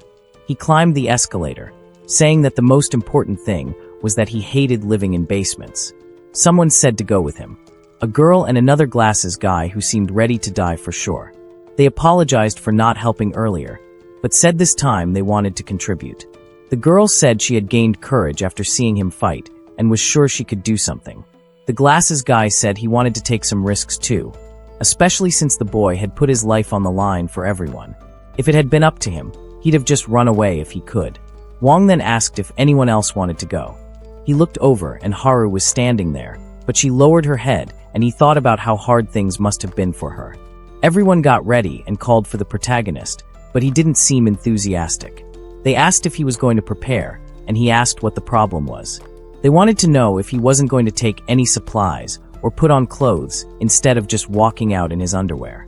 That's when the woman from before said she had sewn some clothes for him while he was unconscious. He seemed a bit surprised and she told him to be happy because it was an honor. She might not look like it, but she was a first-class designer. Before all this started, people would line up to wear what she made. Not that it mattered anymore since all her clients had disappeared. The protagonist then remembered how he received clothes in the basement. He told his father that he had heard people on the surface wore all kinds of different styles. So why did he always wear the same old dirty shirts? His father showed him that it was all they had. He told the boy not to be disappointed as he lived the same way. The protagonist explained to the woman that wearing different clothes had been one of his dreams on the surface, and he thanked her for making them for him. She was startled but then smiled. She said that now that he was wearing first-class clothes, nothing else in his life would satisfy him. Haru approached about to ask something, but at that moment, his pants fell down. She froze in place as he asked what the problem was. Obviously, poor Haru froze, unable to react, and everyone else started turning red. Haru stopped for a moment, looked down, and then turned red herself. She slapped him, calling him a pervert. But the boy simply dodged and asked why he was being attacked out of nowhere. Poor Haru stumbled. "Goodness, where are you going, girl?" She just veered to the side and fell to the ground. He stood there, confused, while she was trembling all over. He asked why she wasn't getting up and shouted at him to put on some clothes already. He stood there, thinking he really couldn't understand humans. Oh boy, check out the squib on this guy, looking like a ninja from Konoha. Meanwhile, the glasses guy asked why the monsters attacked this place. The sleepy girl glanced down and noticed people were cooking something. She grabbed a lighter, claiming it as hers. The protagonist then pointed out that might have been the reason. These monsters seemed to be attracted to fire. The two were shocked to make this discovery. He warned the girl to be careful not to light it accidentally. Otherwise, the monsters might show up again. Haru already had the lighter in her hand, and the girl said she would leave this amazing gift with her. Then she ran off. Suddenly, a guy spoke up, saying he just remembered something. He asked if Haru wasn't the athlete from Gassing High School. She asked how he knew that. He replied he was sure he had seen her before. He recognized her because of the scar. It always thought she looked so cool when she ran. That's when Haru remembered the moment she was running past by that guy. He must have seen the scar on her forehead. She clenched her fists and said no. That scar wasn't cool, because it reminded her that she had once been a coward. Then see Haru as a child, heading to school. As she walked among her friends, someone shouted her name. From afar, in a little car, it was her parents.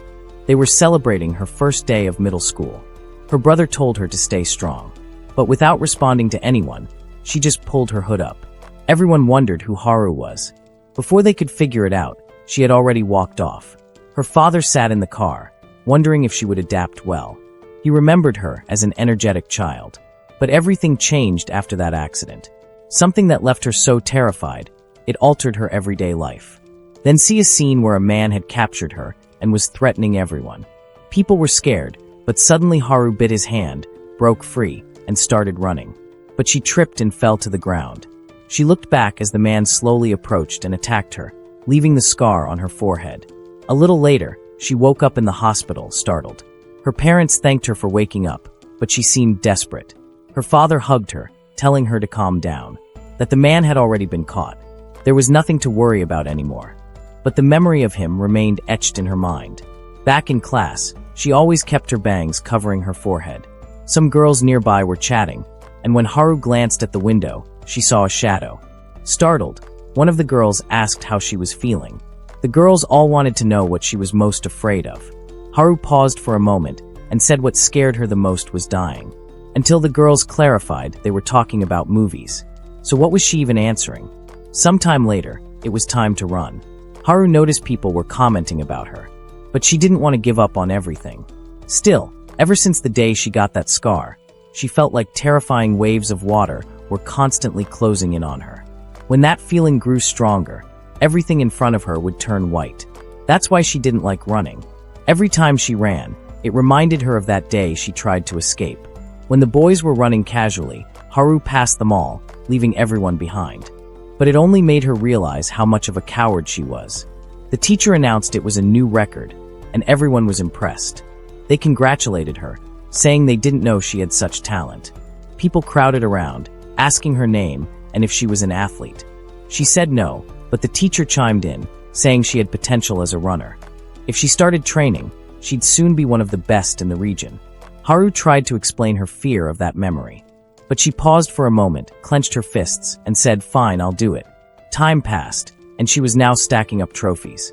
Someone commented that the girl who started just 2 years ago already held several records. An older man asked if the girl with the scar was there, and the teacher confirmed it. Opening the door, he saw Haru drying off after a game.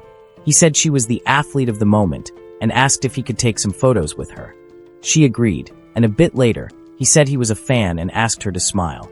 Then he moved closer, saying the photo wouldn't turn out well if she stayed so distant. But as soon as he touched her, she remembered the day of the attack. The man stood there, confused, trying to figure out what happened. In an instant, Haru had run to the corner. Later, the man said he felt weird about it. He didn't know the girl was so strange and claimed he hadn't done anything wrong. The teacher tried to explain that Haru was a bit strange, but asked the man to understand. He said she could be considered a bit of a coward, always running away from things.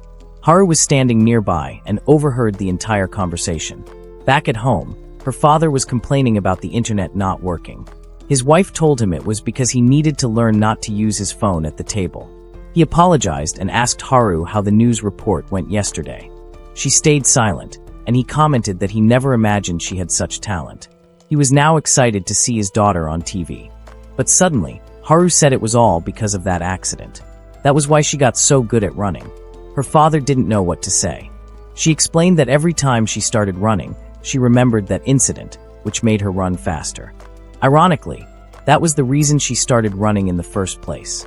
She thought if she kept running, she'd eventually escape the cowardly personality she had. But after all this time, nothing had changed. No one said anything at the table. She got ready and was about to leave for school. Her father stopped her and said she didn't need to fix anything. It was okay for her to be a coward. Haru wanted to respond, but stayed silent. Deep down, she knew it wasn't okay for her to be like this. She constantly felt like people saw her as strange because of her personality. People would always judge her for running away from even the smallest things. Just like that reporter had said, there was clearly something wrong with her. She told her father it was okay. He didn't need to try to make her feel better. It didn't bother her that much anymore. But he hugged her. He said he wasn't trying to make her feel better. He was just telling the truth that it didn't matter if she was a coward. Nothing had changed before or after the accident. She was still his daughter and the person he loved most in the world. He gently brushed her bangs aside, exposing her forehead, and told her she didn't need to hide it anymore. That scar was proof that she had fought and survived. Haru began crying, thinking people didn't like her because she was a coward. That was the only reason she tried so hard to change. But the world was a better place because despite everything, there were people who understood her. Her brother teased her, calling her a crybaby. But Haru was more focused on what her father had said, that there was nothing wrong with her, that it was okay for her to be a coward. Her father extended his pinky and told her a promise, that she wouldn't cry anymore every time she thought of herself as a coward. She hesitated for a moment, but then smiled and said okay. With that, her mother said she was taking her brother and would be back soon. Haru and her father stayed behind, watching them leave, until the wall in front of them was destroyed. Before her father could react, a chunk of debris struck her mother in the head. Her brother was taken with her. The entire front of the house had collapsed. Creatures had begun roaming the area. Her father, desperate, ran to the rubble, searching for his wife's body. He paused for a moment as Haru called out to him, asking what had happened and where her mother and brother were. But then she realized. Her father had also lost one of his legs. She ran to him, but he told her not to come closer. Her mother's body was beneath the rubble. Haru didn't know how to react. She fell to her knees, memories of her family flashing through her mind as she spiraled into despair. Her father called out to her and told her she could still escape. He said he would stay behind with her mother and brother. But Haru said no. She begged him not to say such a thing because she couldn't leave him behind. It was the only person she had left. She didn't want to run away anymore because she'd never forgive herself if she did. In front of her father, a crowd of people was fleeing from the creatures. They glanced at the house as Haru stood up. She was about to tell her father she'd never run away again, when a swarm of shadows closed in on him and rushed past her.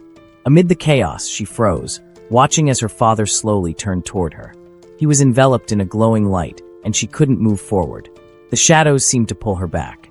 She remembered her father once telling her it was okay to be a coward, that there was nothing wrong with her. So she ran thinking he was wrong. She abandoned him despite saying she wouldn't. And after that, she kept abandoning others.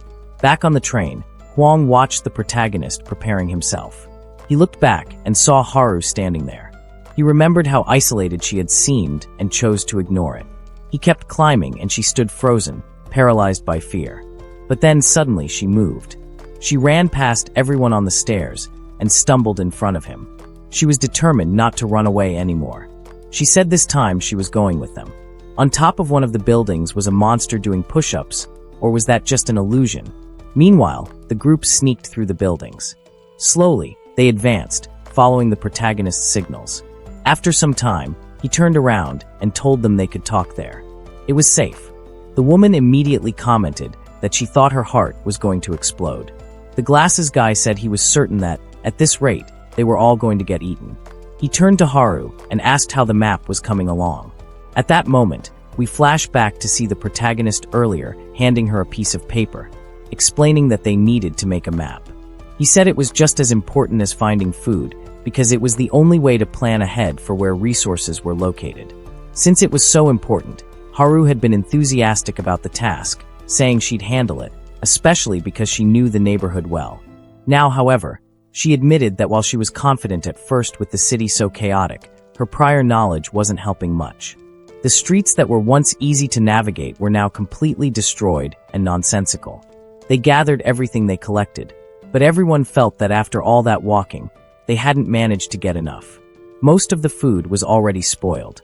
It was summer, scorching hot, and the city had been without power for 9 days. The glasses guy pointed out that they all knew what they needed to do. They had to eat the food before it spoiled further. The woman disagreed, insisting they should take it back to the base and decide what to do there. But the glasses guy argued that it wouldn't be fair for them to eat only what was already spoiled.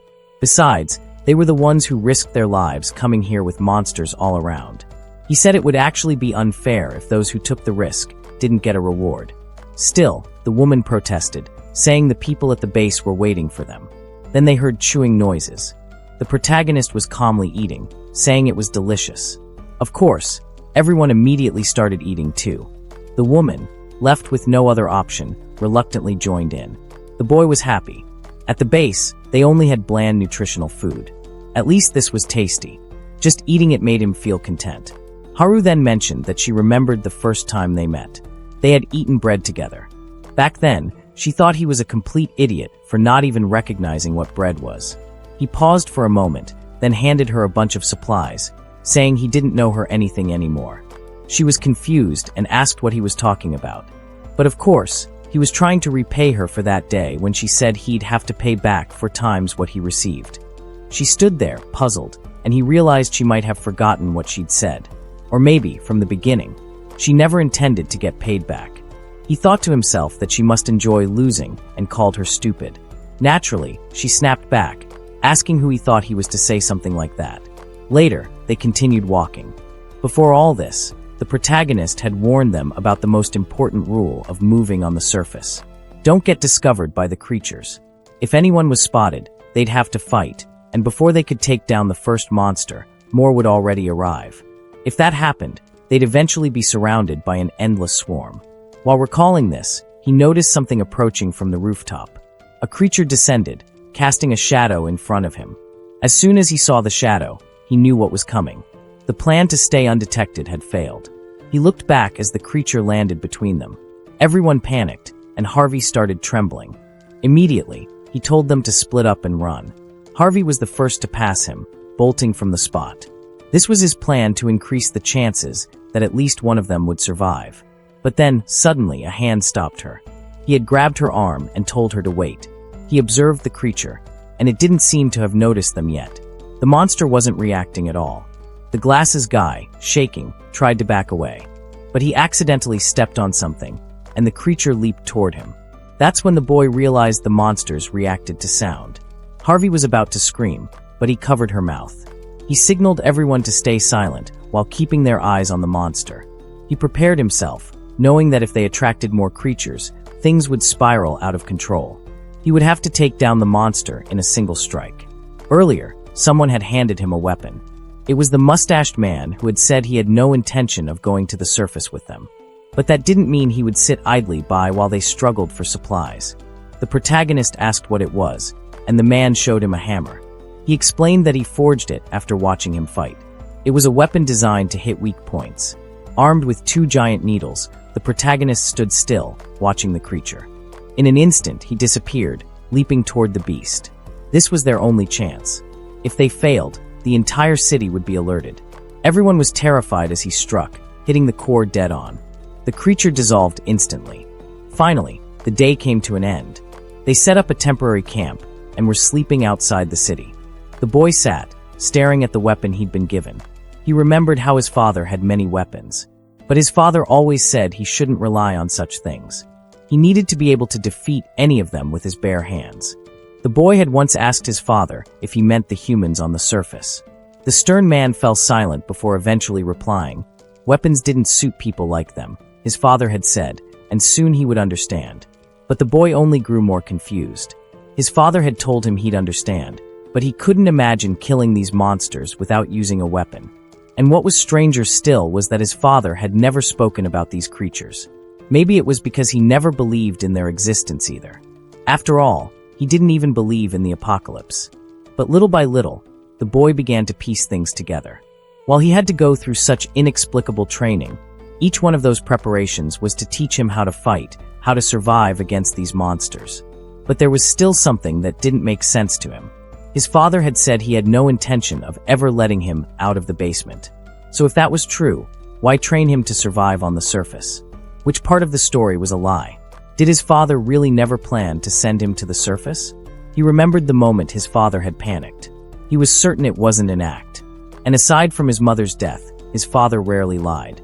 If he truly didn't intend for him to go to the surface, then the training must have been to ensure he'd survive if it ever happened. But something still didn't add up. On the day the apocalypse began, all the doors to that place had opened. He was sure that wasn't part of the original plan. Yet he knew that if he had stayed there, he would have died in the swarm of monsters that invaded. What he didn't understand was why so many creatures had attacked that place. And more importantly, how had his father known the apocalypse was coming? As he stared at the monster's core, the glasses guy asked what the unbreakable object was. He tossed it to the woman and asked if she wanted to figure it out. But she screamed and said it was disgusting, throwing it back.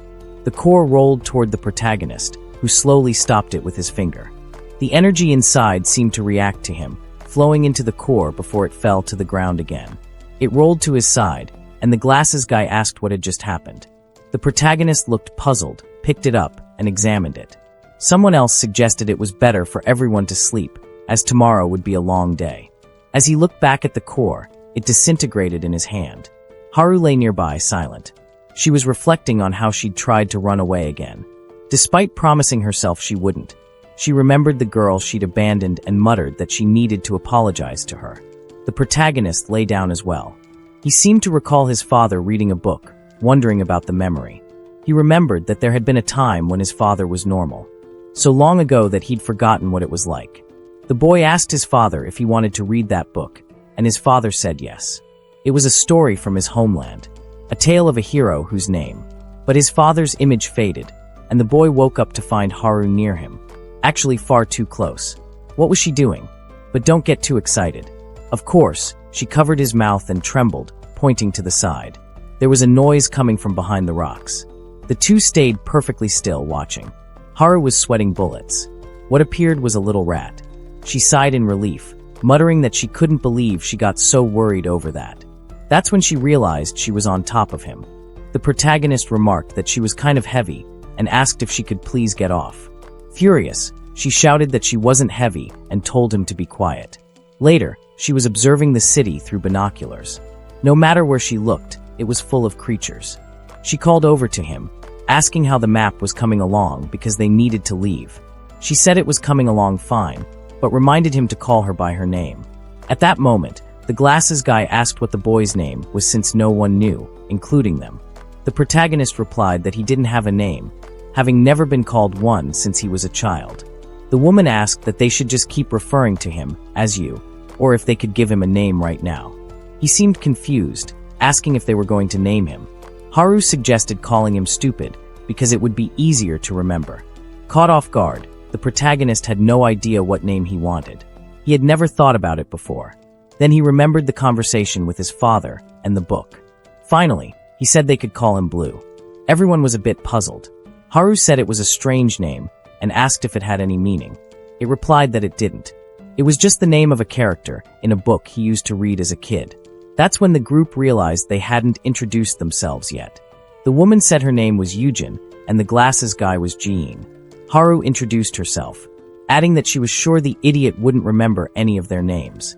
The protagonist was about to introduce himself, but everyone stared at him expectantly. He remembered being in the basement, lifting a pencil. He declared, "My name is Blue. It's nice to meet you all." Haru smiled, and the group exchanged glances, saying it was nice to meet Blue too. He thought back to the dreams he had of leaving that place. He always imagined that if he could reach the surface, he'd greet people and have conversations with them. Maybe he wanted to become friends with them. Shakian extended his hand and said, "Now we're friends." But just as the protagonist reached out to shake his hand, memories of all the deaths flooded his mind. The thought of finding his parents stopped him, and he pulled back, saying no. Everyone was confused for a moment, but it was time to continue their journey. He knew that, if not for the apocalypse, he would never have been friends with these people. But finding his mother was his priority. It wasn't the time to chase the dreams he had before. At that moment, someone screamed nearby. Ahead of them, a man was trying to fend himself from a creature. The monster, a massive beast with gnashing teeth, was attempting to eat him. Yujin started to move forward, but the protagonist stopped her and asked what she was thinking. Embarrassed, she said they should help the man. Otherwise, he'd die. The protagonist firmly replied no. He explained that if they could hear the man's screams, so could the monsters. Yujin insisted they still had time to save him before something worse happened. But the protagonist reminded her of what he had said before they came to the surface. She had promised to follow his orders. Yujin hesitated, unsure of what to do. Suddenly, she darted toward the man. The protagonist shouted that she was an idiot. She grabbed a branch and stabbed the monster in the back, throwing it to the ground where it rolled away. The man, shocked to see other people, stammered. Yujin told him to calm down and stay quiet so they could lead him to safety. But the man yelled, warning her to look behind her. Just as the monster lunged for her head, the protagonist saved the day again. The man was stunned, asking how he had done it. But Blue ignored him and turned to Yujin, asking if she realized what she had just done. She had put everyone in danger. They quickly discovered the man had broken legs, complicating things further. The protagonist knew the man would be of no use to them. Then he started hearing sounds. Creatures were closing in from all sides. He told the man that they couldn't help him anymore. They had already risked too much saving him from the monster. He then turned to Yujin and said if she truly wanted to help this man, he didn't care. But if that was the case, she wasn't to follow him anymore. He reminded her that she had promised to obey him to stay on the surface. Shiyun agreed, saying the boy was right. It wasn't the time to worry about others. They had to remember the people waiting for them back at the base. Yujin paused for a moment before finally agreeing. Fine, she said. I'll obey you. But the protagonist looked startled. The man she had saved spoke up, asking who gave them permission to leave him there. He demanded they stop joking around. It was obvious he would die if abandoned. He argued that leaving him there was worse than murder, was the same as killing him. The protagonist, annoyed, told him to shut up. Suddenly, something started approaching. The man, desperate, drew even more attention. Everyone seemed surrounded. Amid the chaos, the protagonist took a moment to breathe. Haru asked what they were going to do as monsters were closing in from all directions. He said the worst hadn't happened yet. They still had time to escape before being cornered. They knew at least the path they came from was free of monsters. All they had to do was retrace their steps. But then the man lit a lighter. Everyone asked what he was doing. He pointed to a nearby smoking hazard sign. Yujin shouted, asking if he realized that would attract the monsters. The man calmly replied that he knew exactly what it would do. After all, he had accidentally destroyed the last base he was at. The boy demanded to know why he was doing this. The man lit the lighter, releasing smoke, and said he just wanted one last smoke before he died. Monsters began rushing in from every direction. Blue yelled for everyone to run. The man on the ground was the first to die. Two creatures charged at the protagonist, who pulled out his knives. Meanwhile, Yujin and Jian took off running. Haru stood frozen, watching as the protagonist was surrounded by creatures. She didn't understand why he wasn't running. He dodged another attack, sliding away only to avoid another.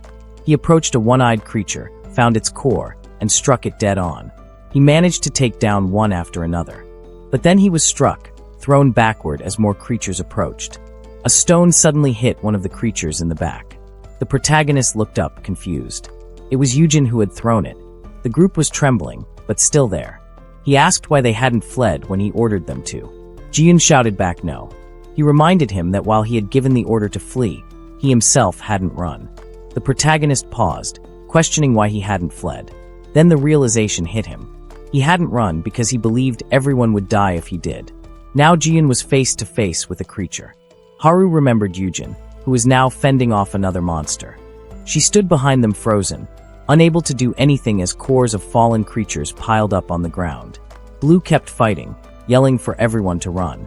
Jiun, holding his bat, said it was fine. There were fewer monsters now. If they gave it their all, they could make it back to the base together. But then, an unusual creature emerged. It had a feminine body, but there was nothing appealing about it. But it's clearly not going to be an easy target. The protagonist froze in shock. The creature had at least 4 cores inside it, visible through its translucent body. It formed a grotesque head, and Jihyun asked what was wrong. That's when he turned and saw something terrifying. All the other monsters were kneeling before it. He froze for a moment, and Blue shouted for him to run. But it was too late. The creature had already passed him, holding his still beating heart in its hand.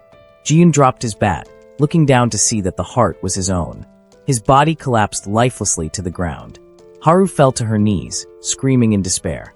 Yujin called out to him while Blue stood frozen, unable to act. He clenched his fists, grabbed his weapon, and charged at the creature. But it merely extended a finger, shattering the weapon with a single tap.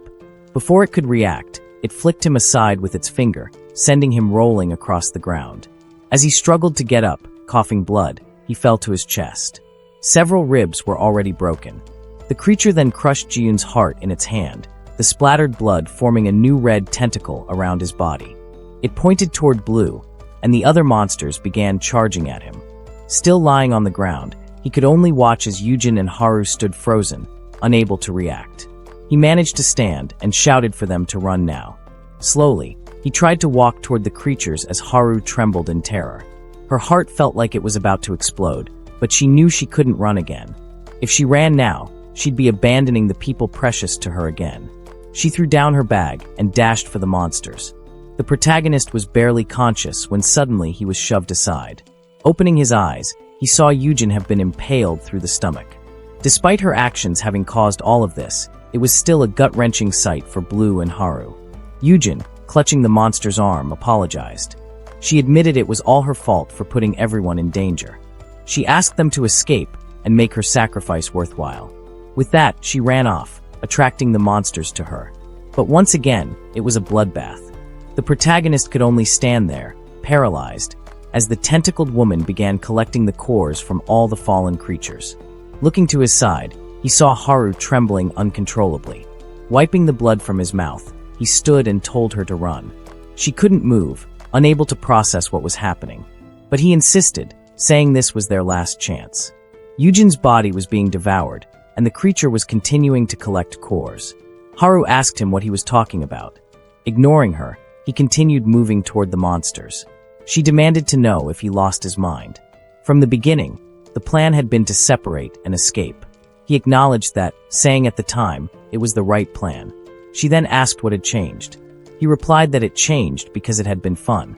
Fun to go to the surface with them to share meals together. It had been nice to introduce themselves and grow closer with each passing moment. He realized that the dreams he had back in the basement were even better than he'd imagined. But all of it ended when people died. When someone died, they could no longer talk, share names, or connect. He remembered Jihyun extending his hand for friendship, and how now that would never happen. He recalled the time in the basement when a witness asked him if he'd ever felt sadness from losing someone precious. At the time, he hadn't understood what she meant, but now he was beginning to comprehend. That's why he wanted Haru to run. He didn't want to see anyone else die. Standing there, Haru stared at him, the bodies of Yujin and Jihyun lying in pools of blood. She dropped the wooden stick she'd been holding and began to break down. Once again, she was in the same situation. Shadows of monsters rushed past, just like the day she abandoned her father. And just like that day, Blue turned to her and told her to run. She asked herself why. Why were they saying the same thing? She screamed no. She had decided she wouldn't run away alone anymore. She didn't want to keep living, haunted by the memory of that moment. The moment she abandoned her father. She was terrified even thinking about the way he had looked at her. Her father had been the only one who truly understood her, telling her it was okay to be a coward and that it wasn't her fault. But she abandoned him anyway. That's why she was so scared. Haru was consumed by fear, afraid her father might have hated her in his final moments. The protagonist laughed and said he knew it. She was the kind of person who liked to lose. Haru stood still as shadows rushed past her. And the protagonist smiled, just like her father had. That's when she realized even in his last moments, she was certain her father still loved her. She remembered when he held out his pinky and told her she wouldn't cry anymore. Whenever she thought of herself as a coward, she extended her pinky, saying she understood. They locked pinkies and she was enveloped in shadows. Blue stood motionless. Amid the darkness, Haru asked, "Didn't I already tell you?" But he insisted again, telling her to retreat, reminding her he had already warned her. Everything would be over if she died, and he didn't want to see anyone else die. But she continued moving forward and asked, "Who said I'm going to die?" She declared she would survive no matter what. She threw a can of gasoline to the ground, smashing it under her foot. She said she'd keep living, sharing conversations with him and calling each other by their names. The protagonist had no idea what she was doing. Then she pulled out a lighter and said, "This is how we'll become friends." When she lit it, the creatures turned their attention to her. He asked what she thought she was doing, but she simply replied, "Don't give up. You gotta keep living no matter what." She dropped the lighter, saying she had always run to save herself. But from this moment on, she was going to run for others.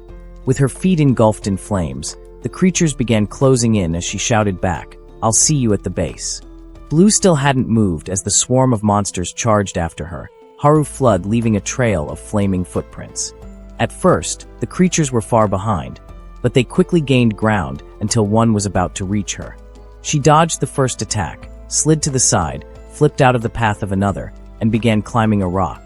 She reached the top, but more monsters were waiting below. With no other option, she leaped from the top of the rock she was flying now. That's when the monstrous female began moving toward her. But Blue stepped in her way, asking, "And where do you think you're going?" He told her, "Your opponent is me." The two stood facing each other. Despite his words, Blue knew how strong she was. This was unlike anything he had faced before. It could feel the energy radiating from her cores, teeming with life more powerful than any of the others. Still coughing up blood, he had no idea how he would win. He spotted one intact stake on the ground and sprinted toward it, but she kicked it away before he could reach it. The impact sent pain shooting through his body as she stomped the ground, sending him flying. He realized she was guarding the weapon, proving her intelligence. She knew it was dangerous for him to have it. Without it, he couldn't target her weak points. That's when he remembered what his father had said. Weapons weren't necessary for people like them. "You'll understand one day," his father had told him. Blue had no idea what that meant. But his father had smiled and said, "Even without weapons, we're the strongest." He recalled that he'd never seen his father wield a weapon. As the creature slowly approached, he adopted a stance his father had taught him. The strongest stance, he had said, designed to prepare him for anything. His father had explained that every being carried life energy. Humans on the surface, beasts, plants, and even him and his son. Everything in the world used this power. His hand needed to act as the focal point for this life energy. He had to focus entirely on the tips of his fingers, channeling his inner energy there. Once he felt its presence, he had to learn to control it. Blue had been confused, telling his father he felt nothing. "What is this life energy nonsense?" he had asked. His father had reassured him, saying, "You might not understand now, but one day you'll meet it." In the present, Blue assumed the stance. He began to sense how each creature used their life energy. Gradually, he found his own within himself. The energy began flowing through his body, and he remembered his father's words, "When this happens, the power is yours." Blue felt a strange, warm sensation, as if his entire body were on fire. He recalled asking his father what would change when he used his power. His father had answered, "You'll be able to move just a little. A tiny bit. Almost like how I move." The female monster was now right behind him. Suddenly, he turned, delivering a punch directly into her arm and abdomen. Blue's punch struck deep into the creature, sending it hurtling backward. The monster was dragged along the ground, trembling. Even though it had no eyes, it was clear that the damn thing was surprised. The protagonist was finally able to see every movement of the creature. His body was now fast enough to react to all of it. Even the slightest movement of a rock nearby was noticeable. It felt as if everything around them had slowed down. The problem was that it hurt like hell. His entire body felt like it was burning, and his blood vessels were on fire. But at least now he was sure. He could fight her head-on. The creature prepared itself and charged at him again. Blue focused once more and managed to dodge the kick. But he quickly realized there was another one following right after. He tried to block it with his arm, but she grabbed him instead. She swung him through the air and threw him far away. Midair, he managed to adjust himself, but she still reached him in time to land another kick. He was launched backward, and just as he hit the ground, she advanced again. He dodged the first strike, the second, and a flurry of punches. He noticed her leg looked exposed, and went for a kick to her heel, knocking her off balance. This gave him an opening to land a punch right into her ribs, dragging her entire body along the ground. Once again, the female monster was thrown far away. He wondered if this had been enough to cause any real damage. The monster paused for a moment, staring at him. It placed its hands over its abdomen. That's when he realized she was starting to protect her weak points. Now he knew this power wasn't enough. He needed even more strength to reach her core. At least now he had the answer to how he could get it. He raised his arm again, telling himself he needed more. His body continued to burn as he pushed for more power. Remembering Jian's and Yujin's deaths, he knew this wasn't enough. He needed more power. No, he needed this power before everything had happened. The energy flowing through his body seemed to increase. After enduring the pain for a while, he focused and his eyes glowed blue.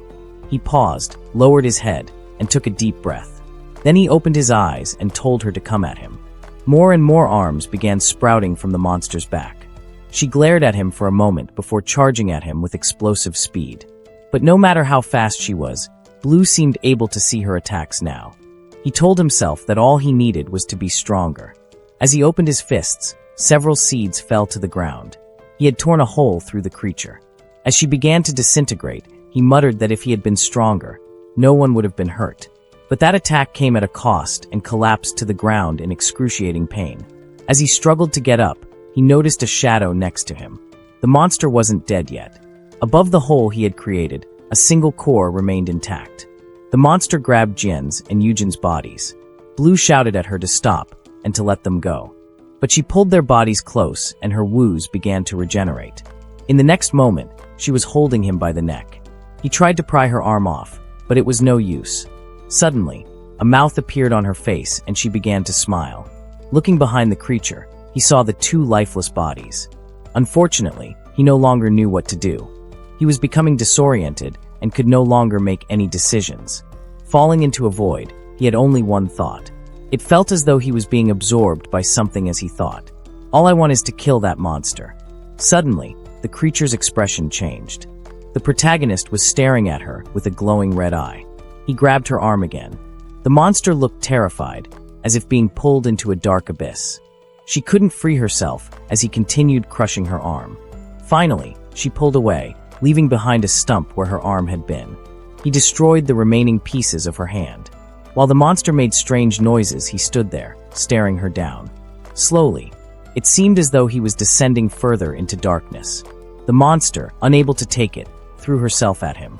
The scene shifted to another part of the city. Someone was looking at a map, saying they were almost at the marked location.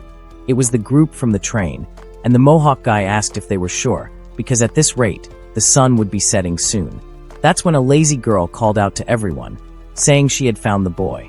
The glasses guy carried him over his shoulder, grateful that he was alive.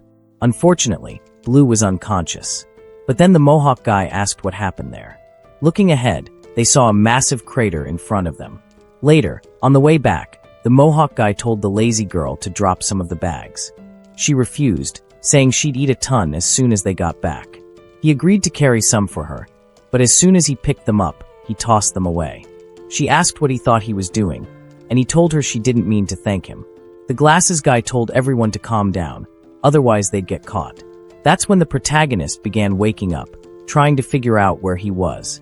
Seeing the guy holding the map, he immediately understood. At least she had managed to survive. The man then asked Blue what happened. They found his body in the middle of a complete mess. Blue explained that the monster had grabbed him, and he had no idea what happened after that. He truly didn't know how he had survived.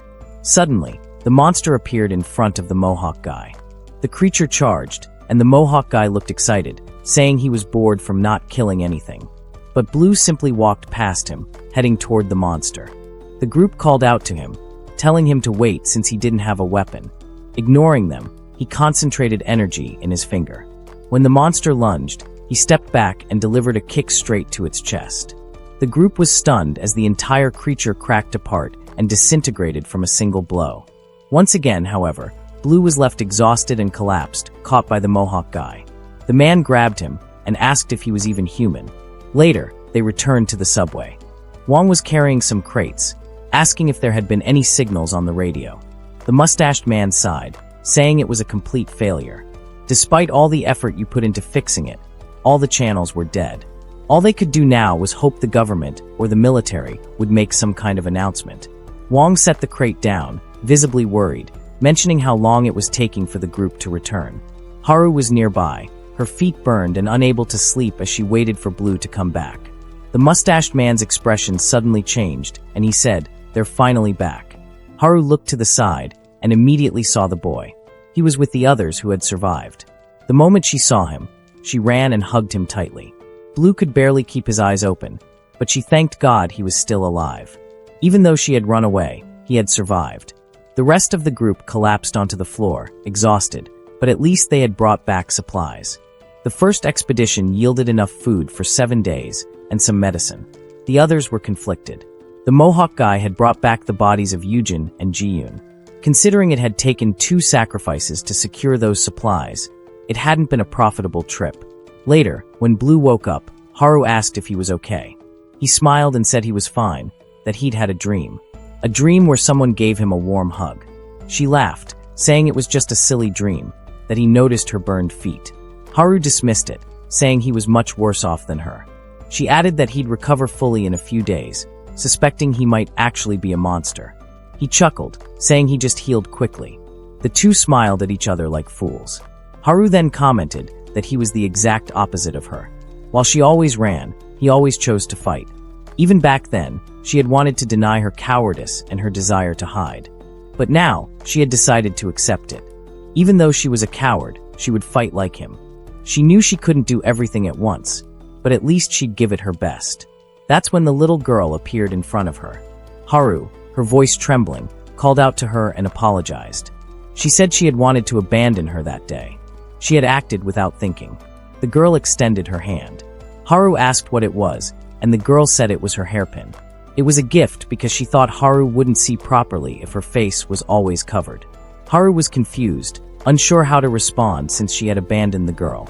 But the girl said it was fine because she still had another hairpin. Haru stopped and smiled at the girl, who then looked surprised and commented on her forehead. Haru said, "Yes, this is proof that I've fought." Blue stood nearby, silently observing everything. Haru asked the girl that suited her, and the girl said yes.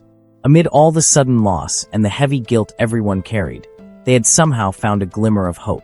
Haru noticed a blonde strand of hair on Blue's head. That's when the radio began crackling.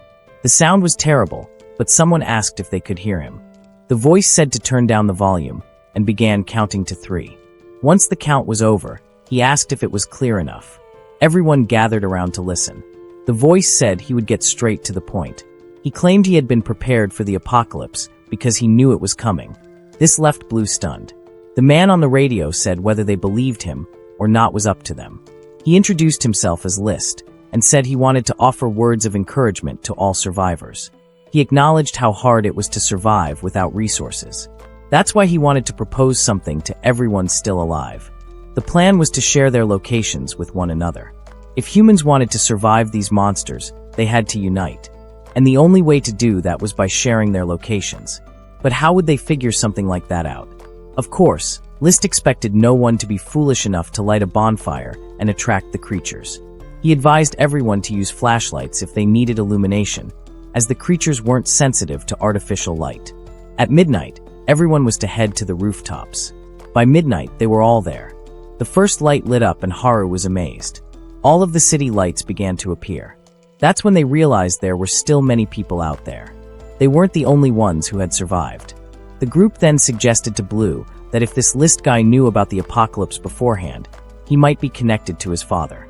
The mustached man said he was probably telling the truth. The apocalypse hadn't even started a month ago, and it would have been impossible for anyone to modify radios to military-grade standards in such a short time. Even someone skilled would need at least a month and a half to do so. Blue now realized his father wasn't the only one who knew the apocalypse was coming. This meant List might also know where his mother had gone. List's voice on the radio continued, saying his location was where the brightest light could be seen. He urged everyone to survive. Blue was already putting on his gear, ready to leave. The Mohawk guy stopped him, asking if he really planned to leave without telling anyone. That was exactly Blue's plan, and he told the man not to follow him. He was fine alone. The Mohawk guy replied that he didn't care and insisted on coming along. But Blue said no. He remembered what had happened to his last allies and said it would happen again if the man joined him. Suddenly, the Mohawk guy placed his hand on Blue's head, making him turn angrily and demand what he was doing. The man said, "Don't underestimate me." The people who left did so because they chose to. They were prepared to die the moment they stepped out, so Blue didn't need to carry the burden of their deaths. He added that if Blue kept blaming himself like this, it would be like disrespecting their intentions. Then he asked why Blue always looked like he had been through so much.